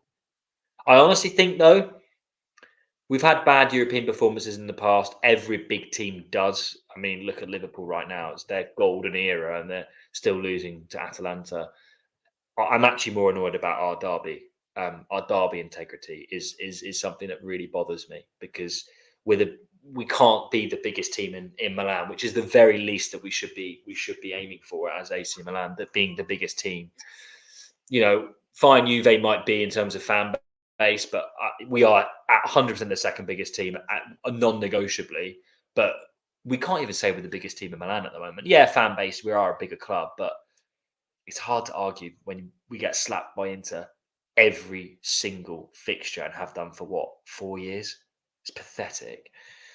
7 days to prepare this game, and you best you come up with is Musa as right back and Calabria as centre mid. I don't know what to say. I feel nothing at this point. I'm just desensitized. Yeah, that's how I feel as well, sharpshooter, to be honest. Pioli just isn't that man. Desai, Albertini, Boban, Donadoni. I guess you're just talking about legends that wish we had now. 0 shots on target in 53 minutes. Yep. Why can't this bold fuck be pragmatic and play the counts over 2 legs? He's absolutely clueless. He is. Nagelsmann would be perfect. Nagelsmann would be quite a nice pickup, but I think he's going back to Bayern. Pioli's cooked. If Milan look this bad against Roma, imagine what Pioli will do against Inter. I honestly, it's the jury's out on whether we're going to do a watch along for that, so stay tuned. But I don't even know if I want to watch it, to be perfectly honest. I can't be asked. If Milan look this bad against Roma, imagine what Pioli will do against Inter. Yeah, I've just said that. Sorry. Shohil Ibra should go after Klopp. He's big on Sacchi's Milan. He is. Yeah, that's a really interesting point, Shohil. He waxes lyrical, does Klopp, about Arrigo Sacchi. Right, Reinders is coming on, chucking on. Calabria's coming off. Musa's coming off. I think it's Musa. I don't even know what formation we're playing now. This team needs 4 top starters, centre back, right back, centre back, CDM, and any manager. Yeah, it does. It does. Never in my time being a Milan fan did I feel genuinely bad for the players being our team, even during our banter era. Yeah, I think in our banter era we had bad players though, so that's kind of like I kind of get that point. No plan by Pioli, just chaotic football. Reports that we either send Adli or Benacer. I think not Adli, but Benacer looks like he's definitely on the crosshairs if we get good offers. I think that's the viewpoint, is if we get good offers. And I think he is replaceable at this point. Right, second half's kicked off, ladies and gentlemen. I've tried my hardest to go through the comments. I will try. Ollie will be back shortly, and we'll hope for something. But look, we're 3-0 down on aggregate. It's going to take nothing short of a miracle. They're 10 men, which is great. So they might get knackered in the last 10 or 15 minutes, but it's actually quite hard to play against 10 men. Gabbia just got a freaking yellow card. Challenge on Pellegrini. Pioli is shit, but until we have serious owners, the situation at this club won't change. We will not be able to hold on to our top players and continue to fall deeper into mediocrity. That's a deeper question. That is a deeper question, Joel. I don't disagree with that. We've only really had one summer with them. Like I said earlier, I think once we've had our second summer, we'll really know to the extent of how wedded they are to the Moneyball approach. So I do agree, but I think the jury's out on how much I agree with that comment for now. And the reason I say that is because you can't change owners like that. So I've got no reason not to be somewhat positive, although I don't disagree with you. There's no reason for me to be like, oh, well, it's the owner's fault, because if I say that, then it's kind of like whatever. Welcome back, Ollie. Welcome back. We were just discussing about the owners, and I said to Joel on the comments that it's a bit of a deeper comment because you can't change ownership like you can a manager. And although I don't disagree with Joel, I said that we need to wait for the second summer transfer window until we can see how wedded they are to the Moneyball approach. I think one isn't enough to really ascertain it. I think after the second one, we'll have a real view to that, in my opinion. Yeah, no disagreements from me there. All we keep hearing about publicly is the ambitions of the ownership. And when we say the ownership, we mean Cardinale specifically. Talks about how he doesn't like losing, about how he wants to win for a prolonged period of time. All we've got to hope is, because he said in his first summer, he just wanted to kind of sit back and watch a little bit. First season, sorry. And then last summer, he made the changes, obviously, chose to put faith in Moncada. And then perhaps this summer we see further changes in the management structure, who knows? But I don't think he's going to be happy with the way that this season is going, and that is another trophyless one. And it's the way that it's been a trophyless season, you know, providing we get knocked out here by Roma. That's a European exit to a team that's 14 points behind us in the league, and we've beaten twice in the league. Cup quarter-final exit to Atalanta, who were also well behind us in the league. City rivals getting a title ahead of us, and yeah, Champions League group stage exit. I know it's looking more and more like we had a strong group based on the fact that the two that went through are now in the semi-finals, but it ain't going to wash. You know, I just feel like it's not. It can, and it won't, because I know changing a head coach is the easiest thing to do, isn't it? But it's not just changing the head coach, really. I think it's changing the outlook on recruitment. It's changing the staff that he has with him. You know, your his assistants, medical staff, analysts, medical. There are other things that are associated with a change of head coach. However, it doesn't mean necessarily that it's what fixes all problems, especially if the right candidate is not out there. Like, yes, Zidane's out there. Yes, Tuchel's going to be available. Managers that have won stuff, but it's another thing attracting them, especially if we're going to try and do some kind of a project where we need to sell to invest, for example. Yep, I agree with that as well. I'll tell you what, though, it was a really good curry. That's nice. Enjoyed that, and just had a half-time Listerine there, you know, to refresh the mouth. And I tell you what, it's blown me away. It really has. Why the fuck have you done that, son? It's my mouth's on fire. Here's a tip for everyone, by the way. I only really learnt this recently, but I want to share the knowledge I've learned. You might know it, Ollie, but for those listening, most people brush their teeth and then they use mouthwash. Don't do that. Right. You should always use mouthwash first and then brush your teeth, because most mouthwash doesn't contain anywhere near as much fluoride as toothpaste. And toothpaste fluoride is what actually cleans your teeth. And you shouldn't rinse your mouth out after you've brushed your teeth. So you should go mouthwash, brush your teeth, spit it out, no rinse, go to bed. Thank me later. Your dentist will too.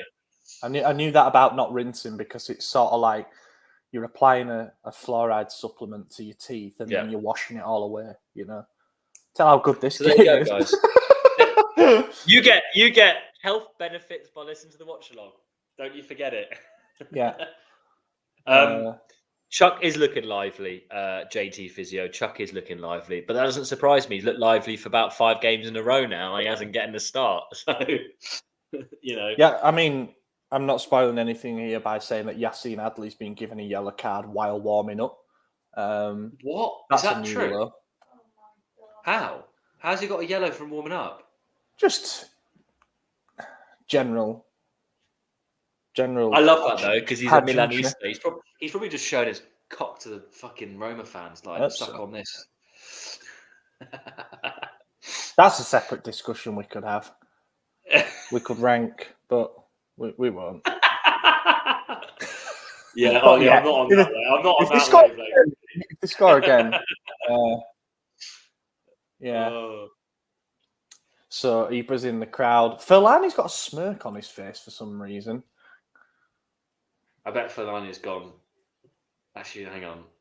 Yeah, I don't know why he would have a smirk because I thought he was very pro Pioli, to be honest. So I don't know why He he's is. smirking. Well, it depends who you believe, doesn't it? He's not a football man, though, so I refuse to believe he would get that involved with the hiring and firing of, like, I don't know. His background is corporate. Yeah, he's a Morgan. What's it? JP Morgan Morgan. Stanley. JP Morgan. He's a JP Morgan fella. Was he gold? I have a few of those in my company. Ex JP Morgan. Good people, I'm sure. Yeah. Leave it there. Just leave it there. They exude corporate on every orifice. Just put it that way. Every orifice. Yes. Everything is like. Yeah. Anyway, don't want to talk about that. I'm here to forget about work. And nothing better than the 3-0 loss over aggregate to do that. I'll tell you what. That Animaniac comment, we can't display it, but it's excellent. I just want him to know that we acknowledge it. Where's that? Animaniac. Yeah. I won't. But that is a fantastic comment, and 100% he does. I think he's the same. I think he's about 5'4". Is Could Fellaini? So that surprised me. He came into the press conference that Conte was giving after we beat Spurs, and I found that really interesting. He was sat there in front with James Horncastle, and he's a weirdo. I like his writing. I like his Serie A representation, but he's a weird bloke. Is Horncastle. I like him. I think he's good. I do as well. I think he's a fantastic pundit. Brilliant. He is. No, I said that, but yeah, I see what you mean. I know what you mean. He's like a Matt Berry. Yeah. That's a great shout. Yeah, and another. Why just the hair. Why we're doing shout outs of people who are doing Italian football justice on like the English side of things? Adam Summerton. Yeah, he's a brilliant. What a legend. And he's came one on of the podcast. few. Sorry, yeah, he did. He's one of the few. He's one of the very few that actually, and this is something that annoys me about BT or TNT, that actually understands and gives credit to Serie A teams and does his research and doesn't just go, "Oh, Milan used to be good like 10 years ago," and that's the extent of their commentary. He's so busy as well. He does multiple games per week, and the amount of prep that he puts into each game is ridiculous. I'm really glad to see that he's been getting Champions League nights as well. Yes, because I feel like he was always just on that tier below, and now he seems to be getting the big gigs, which is brilliant. Glad to see He's a fantastic commentator. His research is brilliant. His research is second to none, and that for me is one of the key points of being a good pundit. Good commentator. What the fuck is going on? Comments brilliant, man. Yeah, show heel. Yeah, there's some good comment. You guys have got you've got your banter going tonight. I think that's because you've got time to think about it. Because who's watching this crap? So yeah, love that show heel. That is funny. Cardinale has had 2 summers. First one he fucked around with Maldini's contracts and let him go. Second summer he undid everything good. Well, no, I categorically disagree with both aspects of that comment, to be honest. Maldini fucked around with his own contract by demanding more powers and to essentially have full vetoing and approval power on signings. You shouldn't be surprised when the owner who's coming is a bit reluctant to hand over full power, especially given what happened in the post-Scudetto window that we then saw, going for Origi over Kolo Muani, failing to sign targets that we'd set up. I forgot about that. I forgot Origi was at the club. Second summer undoing everything good. Did Cardinale actually do anything himself? He handed the power over to... I mean, it's our best summer window statistically ever in terms of the amount of goals that have come from it. It's streets ahead of what we brought in under Maldini's last summer window. But I understand the concerns about the balance. We spoke about that earlier, about how the squad isn't balanced enough. That's a separate discussion. But I won't say all the good work has been undone. Yeah. We're going to finish. We should finish second. And last season we finished 5th on points, and then Juve's penalty hit and whatnot. But I'm not here to be an apologist or to rimlick anybody. I just think to say that Cardinale has destroyed the club is a little bit far. Agreed. And also, I still think he hasn't really had 2 summers. I go back to my original point earlier that we'll know how wedded he is to the Moneyball idea once he's got another summer. I'll tell you another thing that'll be indicative of the ambitions that they truly have. Who the next coach is? Yes, God, that'll speak a lot. That will. If it's Lopetegui, who was the guy who was linked? Was it Marco Rose, the Leipzig manager? Yeah, we know what Marco we're Rose, after. yeah. We're not after winners. We're after managers who develop players under a certain style. I think we'd all appreciate any manager who came in and played a brand of football at this point. Oh, fuck me. Sorry, that was just a bit of indigestion. Oh, okay. Yeah. Okay, guys. Should we because I know. I mean, Ollie, you're a bit closer to the sort of source potentially than I am, but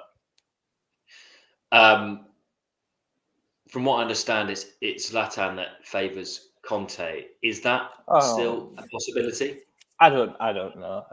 That's. I don't know. I don't subscribe to it being as cut and dry as that. You know, I think it's impossible for someone in his power, as we keep learning about the power that he does have, to just have one man in mind. That doesn't really make any sense. You know, if Conte were to turn us down, or for whatever reason, you know, that we weren't able to reach an agreement with him over ambitions and stuff like that, then to have no backup plan would just be ludicrous, obviously.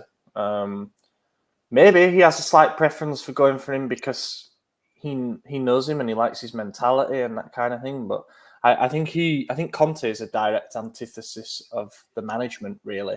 You know, they'll want someone who is a multi-year guy, not a 2-season guy. They'll want someone who's not publicly outspoken. You know, we've seen how Conte moans. We want someone who doesn't demand so much investment, who's not on a high salary, so when we sack him, it doesn't cost a load of money.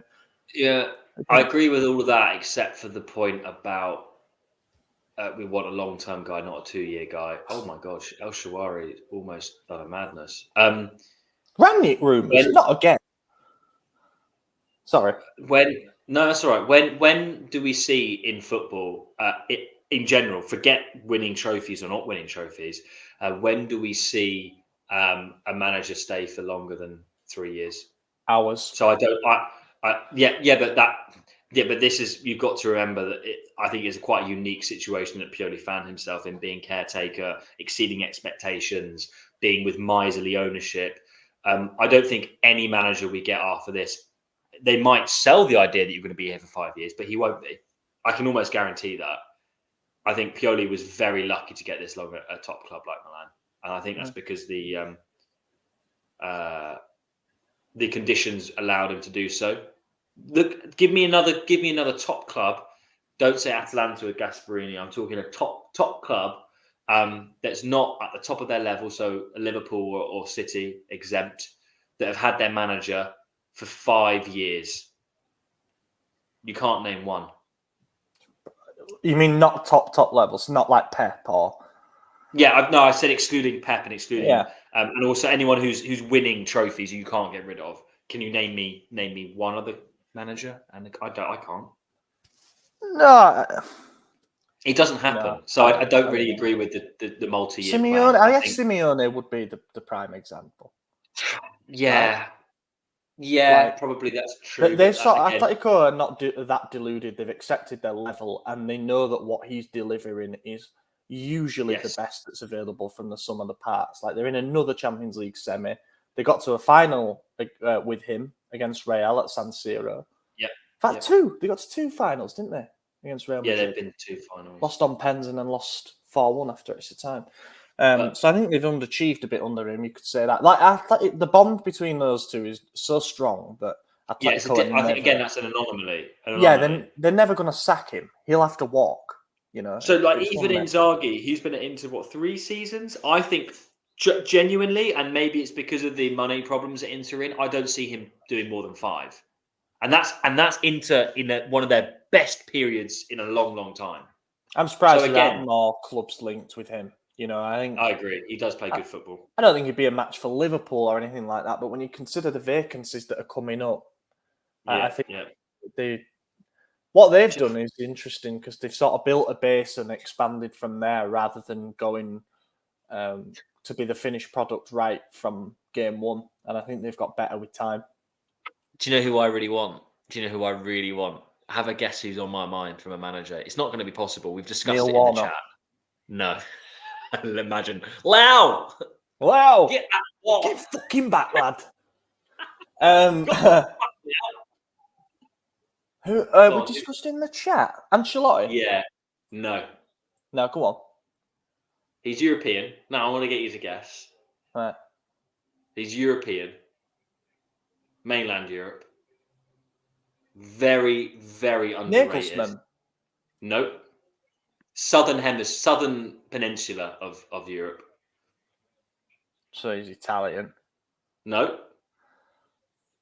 And we won't get him, but he's not looking for a job. He's in a job. But I think see if you can get it in the chat. I can't give any more clues because I think if I give any more, it's too obvious. He's underrated, in my view. Very underrated. Plays for a good team. No one's got it yet. A big team, a historic big team. Well done. You got it. Oh, Yoli Emery. has got Oh, it. right. Emery. Yeah. You said Southern. I think. Oh, he's Well, from the southern southern peninsula, part of Europe. Yeah, southern part of Europe. I think he's unbelievable. I think Unai Emery is unbelievable. Well done if you got that. I think he's fantastic. Yeah, I get Emery absolutely, but I don't think so. I think he'll stay there. I'm with Robert. So good. And he plays good football, and he's got a good mentality, and I like how he presents himself. He ticks all the boxes for me. Good evening. Good evening. Imagine him. I remember when he was Arsenal love manager and something happened, like a dodgy decision later on, and he opened his interview with, "It's a strange decision. Good evening." Like he forgot the greeting. Yeah, I know. I honestly fuck with Emery. I think he plays fantastic football. I think he's unbelievably underrated. If you look at his cup record in Europe, in the Champions League, in the Europa League, in the Conference League, in Super Cup, whatever, it's unreal. I think he's top. It's unbelievable. He's fantastic. Yeah, but we won't get him. Do you think Ancelotti ever manages us again? No, never. I don't either, but God, I would be romantic about that. I would as well. Because he's not as old as I thought. I think he's 75. My God, Abraham almost scored. Oh, Tommy. Yeah, how old is he? Abraham, 74. I mean, he's getting close to that age, but I thought he was like Hodgson age. No. Neil Warnock. I love it. Honestly, him on Talk Sport, he has a new job every fucking week. I'm retiring. Sharon, we've got one more in me, Sharon. I bet everyone in the comments I'm out the game. I'm out the game. I'm retiring. Are you really, Neil? Yep. Right. I've decided to take the Portsmouth job. They needed someone to... Mourinho, someone said. Oh, bloody hell. What are we on about here? No. Come on, not Jose. You're sick. We're losing to the team that sacked him. And also with the interlinks as the treble. No, thank you. He's one manager I'd never ever. I love him. I actually think he's unbelievable. I love him as a personality, but he can never manage Milan. Mourinho, absolutely never. What about Klopp? Oh my God, Klopp. Yeah, I'd love Klopp at Milan. I just don't think he'll come. I think he'll go to Barcelona. I think that's nailed on. I think Xavi will be at Real Madrid. What do I think about him as a bloke? I think he's horrible. I think he's horrible. Oh, that's brilliant. I totally agree. But he's like, I think he's a fantastic manager. That's the problem. Yeah. But he's a prick. I would not want him round for tea. Put it that way. Tiger who came to tea. Do you remember that? That was a good. Yeah, I do. I think he's really rude. nasty. I actually think he's a nasty person, but he's a fantastic manager. Vindictive, pretty vindictive. Yeah, he's not a nice bloke. Bring I just bring Maldini back. Which one? Daniel Maldini in the dugout. Daniel Maldini maybe starts for us at the moment. Christian. Oh God, this is Daniel Arroyo's getting drunk with you, Lorenzo. I don't know if you've opened another beer. I haven't. I've got a big day at work tomorrow. That one was enough. Big day, yeah. Was it? Was that one really? No, it was a big beer. It was a big star of ramen. Thank you very much. 660 ml. Yeah. Yeah. So that's 2 beers actually. Bring back Gattuso. Oh my God, I would not want to see that. Sorry. Tell you what, everyone name your favourite beer in the comments. And if you're not a beer drinker, you don't drink alcohol, whatever, just name your favourite beverage. If it's a cup of tea or whatever, that's fine. I'm just interested to see. Bleach. No, coffee. Certainly is not much bleach. better than Bleach tea. maybe tonight. There's no coach that can fix our players. We need to get better players, then worry about a coach. Wow. Where's your money? Get your wallet out, Marcus. Get your wallet out. What's Smilan's? Krombacher pills. Oh yeah. All right, Smiland. I've never seen that before. I think that'll be quite difficult. Gin and lemonade. Gin and lemonade. Steve, okay. That's very. Steve, aren't you Scottish? Steve, shouldn't you be drinking Tennant Super or something along those lines? That's very frat boy gin and lemonade to me. Labatt Blue. DP. Sapporo. I've had that once and it was very nice. Sapporo beer. Guinness. Yeah, I do love the Guinness. Cardinal is stealing a lot of wallets. I'm not even watching it. I'm more interested in your drink choices. Yeah, me too. Nolan's cool. Was never a beer guy. The missus put me on the gin and never looked back. I'm glad we got to the bottom of that, Steve. I really am. What Buckfast? Any interest in a Buckfast, Steve? I've never had Buckfast. I'm not trying to say that everyone from Scotland is like something that train spotting, but they do. They drink Iron Brew and Buckfast. That is all they drink. I fucking love Iron Brew though. But yeah, they changed the recipe to Iron Brew, and I don't think it's quite the same. I like it. Do you know what though? I don't know about you. I can't drink Iron Brew out of a bottle. I can only drink it out of a can. Oh yes, got to be a can. Okay, good. Because out of a bottle, it's disgusting. Rum and Coke, I like that. It's a good shout. Bit Caribbean. Moretti. Extra Moretti's spiced, good. preferably. Moretti agreed is lovely. Scotland is Moretti, you eat spaghetti. Scotland's pretty bleak. I think that's the whole of the British Isles. Again, that was the scene from Train Spotting where they went to that train station in the middle of nowhere and it was like, it's shite being Scottish. I actually think Scotland's a lot more beautiful. I love Scotland. The Highlands are stunning compared to the UK. But anyway, yeah, there's nowhere that compares. I mean, done Ben Nevis and stuff like that, and just gorgeous. Davis's uncle used to work for Moretti in Italy. Sorry, interesting. Yeah. You were saying about still winning. Yeah, I think they'll do it. Sorry, Liverpool winning and right. Atalanta don't need to win though, do they? So. God, Reinders loves a right foot, left foot shot outside the box, doesn't he? Oh, we're just shooting for fun now. It's pathetic. It's actually pathetic. Oh, wait, just wait. It's not a goal, but it's funny. Oh, fucking hell, that's pathetic. Sell Mignon. That is pathetic. Sell Mignon. Oh my God, lad. Sell Mignon and replace him with my dad. Yeah, Mike's had a bad game. Who are you referring to? Whose she was nice? Oh, was that a fan? No ogling on the watch along.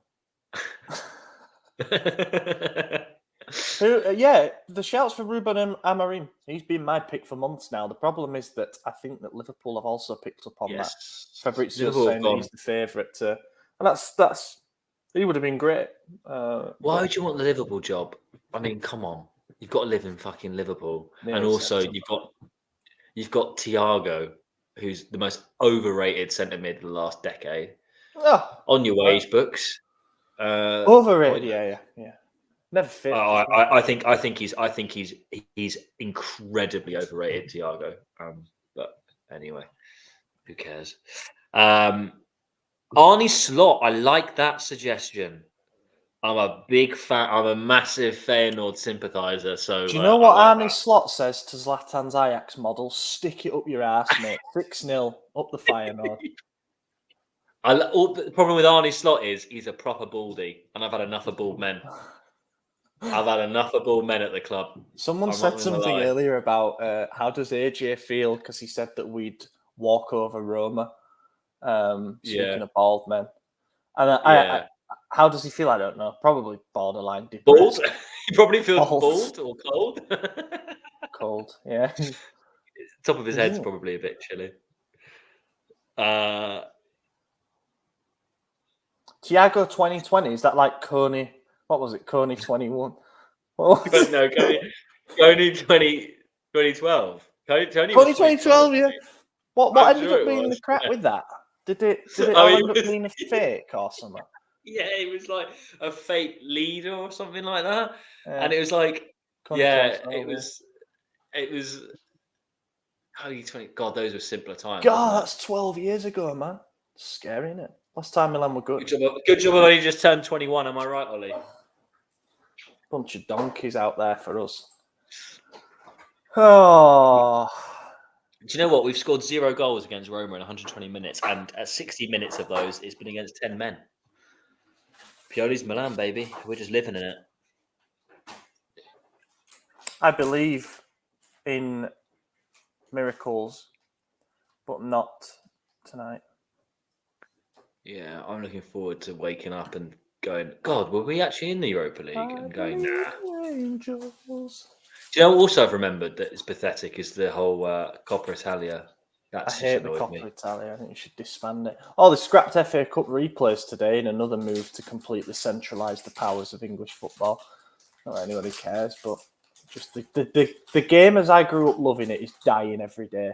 So really, what does tonight even matter? I couldn't give a shit. Yeah. This means less. Yeah. Do you know what I mean? The days. Imagine if Inzaghi, who's my favourite ever Milan player, by the way. Imagine if he played today, he'd have about 4 goals. He's my favourite manager too. That was a good era, man. God, no, but the days of Shevchenko wearing the boxy 2002-2003 shirt and just balling out are long gone. And I mean that in terms of like, that's the pinnacle of football for me. Those days are gone, guys. Football's a different sport now. The dog days are over. You got Jack Grealish going for 100 mil, who's average at best. Do you know? But you'll be supporting him in the summer. So there you go. I invested in Jeremy Doku stonks when he went to Man City. So I really liked him. I thought he was a very, very good and tricky winger. But I think if I was to cash out on those stocks now, I would make a loss. Let's put it that way. Yeah, I still think he's a better. I still think he's a better player than Grealish. More direct, technical ability wise, it's not even close. But it's nice to have another solution on the left. Is the number 10 style of player gone? Interesting question. Yeah, I think the trequartista has died. So it's a bit of a luxury tactically now, isn't it? A luxury. Yes, it is. It is. Football's too dynamic in terms of work rate and pressing. It's just too easy to mark them out the game. Like, imagine Baggio playing now. Do you know what I mean? Who, for me, epitomises that number 10 role. Be like, I think that you could probably say the last great number 10, and someone's potentially going to name a better one now, but the last great true number 10 playmaker, as in that's where they played every game without fail, was probably Mesut Ozil. I was You about know, to say it, so I'm glad you said that. maybe David Silva, but he sometimes played a bit wider. But just in I think terms of Ozil's being a good shout. a purely technical player who was in the hull, and his job was to exploit the space. Leao, for me, has put in one of the most frustrating individual performances since 7 days ago. Leao's done it since the last game he played. Yeah, pretty much, yeah. You know what? You can insert that. I like that because you can insert that phrase into at any point. What a difference a week makes, eh? Yeah. Odegaard, no. Odegaard's not a pure number 10. He's an 8. Odegaard's the Yeah, he's an definition 8. of a modern 8 for me. He's not a 10 at all. I appreciate the shout, though. Yeah, no. I agree, Ozil in terms of... But I think it died. I think there was a shift in football between about 2010, 2011. You started to see a general change in football tactics and the modern game that we have today. It came with the sort of... Basically, the vast majority of the top teams in Europe playing a 4-3-3. You know, that's the system that Barca dominated with under Pep. And I think teams shifted to like they're sort of doing now. They're trying to emulate things in a B-Tech way. But yeah. Yeah, if I was to put a year, it would be I'd say 2000 between 2010 and 2012 was when I started to see it, and then obviously that onwards, and it hasn't really changed since.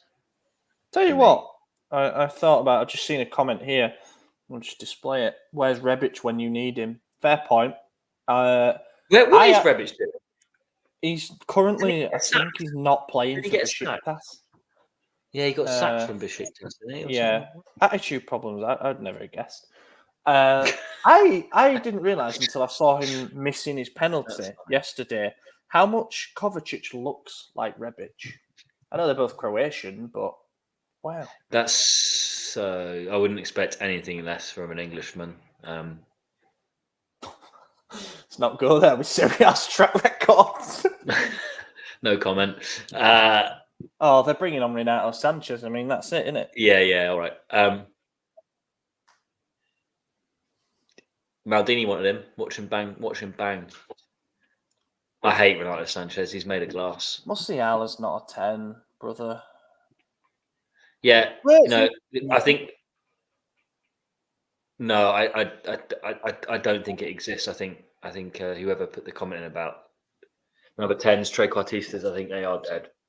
Trequartisti. I think that, I mean, football, all sport evolves, but not all sport evolves progressively. So potentially football could go back to having that again. So I'm just looking at Leverkusen's lineup here. Dybala's not a 10, Shohil. He's playing on the wing tonight. He's a winger, yeah. So tonight, for Leverkusen, who play 3-4-2-1, you've got Wirtz and Teller playing behind the striker, Schick. So he's not a 10. He wears the number 10. Also, let's get it straight as well. A 10 is different to a second striker. Like a Kaka, I wouldn't say is a 10. Kaka is a second striker. It's a different position. A 10 is a pure playmaker. It's a different position. Jesus Christ. What? Have you seen that Bruno comment? Have you seen him? He plays right back in Ten Hag's system. No, you want to United play football? A picture of the commenter. Oh my! What? I'm not adding that on there. I don't want to get. Nabil Fekir, there's your 10, mate. Yeah, that's not a bad shout, actually. Yeah, who said that? Me. Just now. Oh, okay. Someone said his score, like and I get that. Yeah, I don't know. I like that one. I like that one. I think the added point, though, was like to do it at an elite level, where it's not. Yeah. Anyway. But they'll come back. I do think football, Foden. Anything in life, it goes up and down. No, Foden's a winger, 100%. Yes, we're not talking about players here who have played centrally, have played on the wing. Yeah, we're talking Ozil about was never a winger. We're talking about Sneijder was a 10. Yeah, we've just been over the Wirtz thing. Wirtz, no. Schneider and Ozil was similar, but I think Ozil outlived Schneider by a couple of years, didn't he? About 2014, 2015, where Schneider was getting fat at that point. So, God, he really was. Schneider had a legit Ballon d'Or shout at one point. Don't want to talk about that. But yeah, no, I think we could go back to the time of. I mean, look, my football history isn't amazing, but there were periods in football history where obviously Arrigo Sacchi had pressing. You know, that was kind of his thing.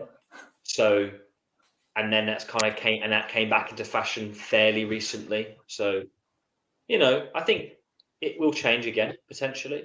But yeah, I think in the modern game, number 10 is more or less redundant. Far too many shouts for Florian Wirtz. Like, Florian Wirtz is playing at this very moment right now, and he's not playing as a pure number 10. Yeah, it doesn't exist. It doesn't exist. Him and Teller I think you also behind the striker. You've also got to be, if it were to exist in modern football, you'd have to basically be like Ruben Loftus-Cheek in terms of build because of the physical. But let me finish. You've got to have the physical build of a Loftus-Cheek. You've got to have the engine of, like, I don't know, Bernardo Silva. It's in the air as well. You've got to be a smart player as well. And you've got to be smart. You've got to be a step ahead of Chris And Smalling. there's no player like that exists. There's no player like that exists, I don't think. That has. What did someone say? James Rodriguez. Yeah, we're going towards the most recent. Yeah, James is a shout. Jude. James. So we've got James Rodriguez, Fekir, Schneider, Ozil. I would agree with those names so far as being 10s. Bellingham, not a 10. No, Bellingham's not a 10 at all. He might play as a 10. Not when he doesn't play a 10 for England. I mean, oh my days. Sorry, I was just... Hakam for us. Oh, God.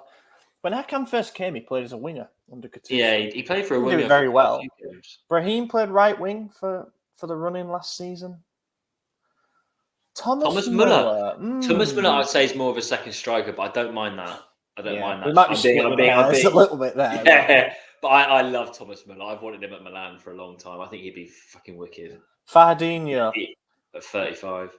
Let's not forget Roma are a man down and we still can't score. That's exactly what we're trying to forget by having this discussion. Yeah. Right. Also, can we remember how fat Hakam was when he was at Milan? She spoiled it, hasn't she? Jordan, why celebrate? We're not going to win. Fire alarm. We're not going to win. That was the fire alarm you can hear. I'm going to have to go, guys. Yeah. Sorry. We're not going to win. But I love the enthusiasm. Best ever 10 for Milan. Wouldn't it be hilarious now if I named someone who didn't play? Actually, I think it was probably... I don't know. I can't say Kaká because I'd be contradicting myself. It's not. Kaka's a second. Kaka's the definition of a second striker. Sorry. I know that's and really also, silly. He played in a 2 behind a striker. I love the fact it was Gabbia that scored. How do you say Gianni Gabbia? Rivera, right? How do you say Gabbia? Gabbia. Matteo Gabbia. Yeah. Gabbia. Not Gabbia. Gabbia. Ronaldinho. That's a shout. He did play on the wing a fair bit, but he's the best entertainer I've ever seen in football. I won't go as far as say the best player I've ever seen, but in terms of just pure box office. He wasn't at his best at this club, but for me, the greatest 10 to ever live, for me, is Roberto Baggio. So he did wear a Milan shirt, so he would be my vote. I love Baggio, but my God, is his legacy overrated? Disagree. I think he's one of the most naturally talented footballers Italy's ever. I didn't even go so far as to say similar discussion to Paul Gascoigne. Oh, God, he had a much better legacy than Gascoigne. But it was like what might have been. Yeah, he's more remembered for his penalty miss. Don't get me wrong, but at least it's not being remembered for alcoholism and drugs, I suppose. Yeah, I just think look for me the most talented Italian footballers from an attacking perspective are Totti and Baggio that I've ever seen. Rui Costa, yeah, there we go. That's a Rui Costa's a good shout, and yeah, that's a great. Leverkusen are inevitable, aren't they? 89th minute equaliser to preserve their unbeaten season. That's ridiculous. Dickheads. They've done it. They've made history now. I totally agree with Shahil. Baggio's peak, if you're being generous, was 3 or 4 seasons. Del Piero and Totti were far better. Oh, talk about an overrated legacy there. Actually, Totti. No, I'm sorry. Absolutely, I disagree. fuck all. With Roma. Who? Totti. With Roma, yeah. Yeah, but Totti was elite internationally, like absolutely elite. So again, not really trophy haul, but his performances for Italy were some of the best football I've ever seen. Unbelievable. Totti scored 9 goals for Italy in his career. That is some legacy. Listen, I think Bellingham's already outscored Totti. Ollie, did you see that man wear the Azzurri shirt? Oh my god, it was no, like I didn't. It was like porn. It was like porn. All them 9 goals that he scored. If I go into it and he scored 3 against, oh, here we go. The England fan talking about international football. Yeah, all right. No, here we go. Yeah, that's not something that I'm prepared to go any further on. Yeah, here we go. Oh god, 3-1. Hey, at least we scored, and it was grab a beer, get a beer. Grealish is better than Baggio. Fucking hell. Well, he is better than him. He is better than him currently. Like at this present moment, I'm giving him the edge. Not everything was about stats. I mean, fair point. Thank you, Max. The 9 goals that he did score were. Well, honestly, he was unbelievable. Totti was He only played 58 games for Italy. I thought it was more than 58 is quite a lot for an international cap, to be honest. Yeah, let me have a look at the goals that he scored. Especially back then. So his goals for Italy, right? 2 were against Belarus. One against Finland. Listen. 1 against Georgia. 1 against Romania. 1 against Belgium. 1 against Romania. Wow. His performances were unbelievable. Flat track bully Francesco Totti. Show heels on crack. Yeah, get the hate to show heel about that disgusting Grealish comment. Obviously, we love you, Show heel. Thank you for tuning in. Atalanta preserving the honour of Syria. By the way, if you ever want if you don't really want to go to Milan because you can't deal with Inter fans like bantering you, go to Bergamo. It's absolutely stunning. One of my favourite cities in Italy. I once called it a shit tip on the podcast and got a load of. I know, and I gave you shit for it as well because it's bullshit. It's beautiful. Yeah. Anyway, my wife's sexual partner. I can't get over that image. I hope she is.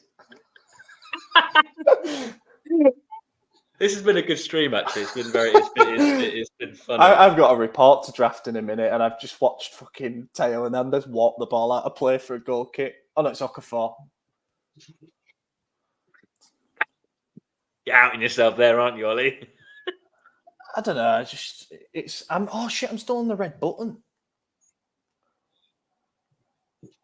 There we go. Back on the HD now. Next season, no more fucking back passes, for goodness sake. Who is the Atalanta coach? Bring him in. Well, I don't think so. Gasparini's like your. Well, I don't know if you have an old granddad, but he's Nonno vibes, definitely, is Gasparini. Like old, grudgy, angry Nonno vibes. Don't want him at Milan.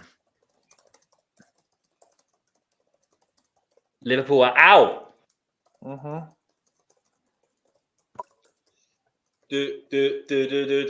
That's our trophy. Who's that for? Dear me. How can we forget Messi? Messi. Oh, Jesus. It's all kicking off. What's happening? Straight red for Teo. Are you joking? No. Right, well, that's going to be overturned. Never. You are joking?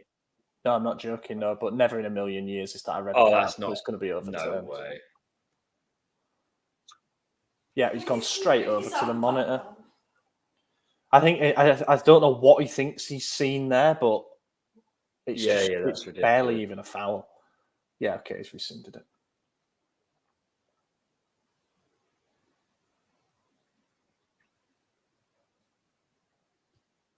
How has El Shawari regained his career? El Shawarma. El Shawarma rap. How is he? El Shawarma Shake. How is he? Regained his career? El Shake Shack. How has he regained his career? Like, I don't get it. He was terrible for us. Mad All I for remember about El Shawari is on FIFA 12, he was the most expensive FIFA card because he was like unbelievable. Baller. And that's his legacy for me. That's so funny. El Shawarma Shake. I love that one. I'm gonna remember that. That's an original. Right, I'm dipping out because I need to do the report. But it's been a pleasure. Ollie, It's been a pleasure, everyone. Stream. I'm sorry that we haven't been able to talk as much as we'd like about a brilliant match, but really appreciate. It's been a good stream. Yeah. Thank you all for listening. I'm staying on lighthearted. for a bit longer. Thanks for joining, Ollie. I appreciate it. No problems. See you soon, guys. Take care. Don't take it too badly. The weekend's nearly There's here. more to life than football. Football is merely a simulation that happens, once, twice a week, and the rest of the time nobody really cares. So if you're into that sort of stuff, look at my wife's sexual partner and get involved. For simulations. I know. Right, that's a good note to sign off on. Later, mate. Oh, dear me. I'll stay on till full time, ladies and gentlemen. But my God, it's been a fantastic watch along from a stream perspective. I hope you've all enjoyed it. Maybe not from a football perspective, but we're building a nice community here, and it's nice to hang out and chat about more things than just football. It's just a shame that Pioli's ruined the party. I hope. Do you know what? I kind of hope Atalanta win it. Actually, to be honest, it would be funny.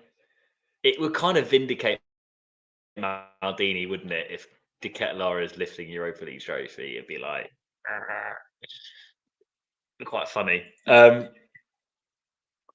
Pioli out soon. News, please. Yeah. Cheers, mate. Thanks for watching. As always, make these shitty matches easy to bear. Guys, thank you so much for joining Sharpshooter. You're a legend. All the regulars that have been on since day one, and anyone who's new and this is your first time, thank you so much for joining. I'm only going to stay on for a couple minutes after the full-time whistle because I think we've kind of said enough. And how much more can we reiterate? We're a couple minutes from being out. Yeah. Just a load of shit, isn't it, really? But Pioli will be gone. Mike's been crap. Teo's been crap. Rafa's been really bad. I think the only player that can probably hold their head up high, really and truly, I actually don't know. Gabbia scored, but he had a really bad first half. Guys, put in the comments, who do you think can actually walk away from this game genuinely going, yeah, I put my all in? Maybe Gabbia. But again, I think his first half was crap. But he at least improved in the second half and obviously scored the goal. I'd probably have to give it to Gabbia. Chuck's a shout. I think one of those. Do we sell Leao?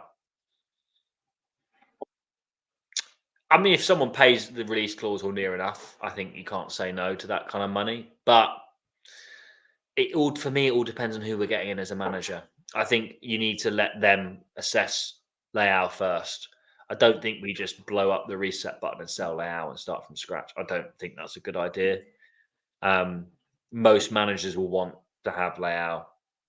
So Roma have done it. Right, I'm switching the TV off, but I'm staying on for a couple more minutes, but I don't want to watch them celebrate. Guys, get your tops and flops in.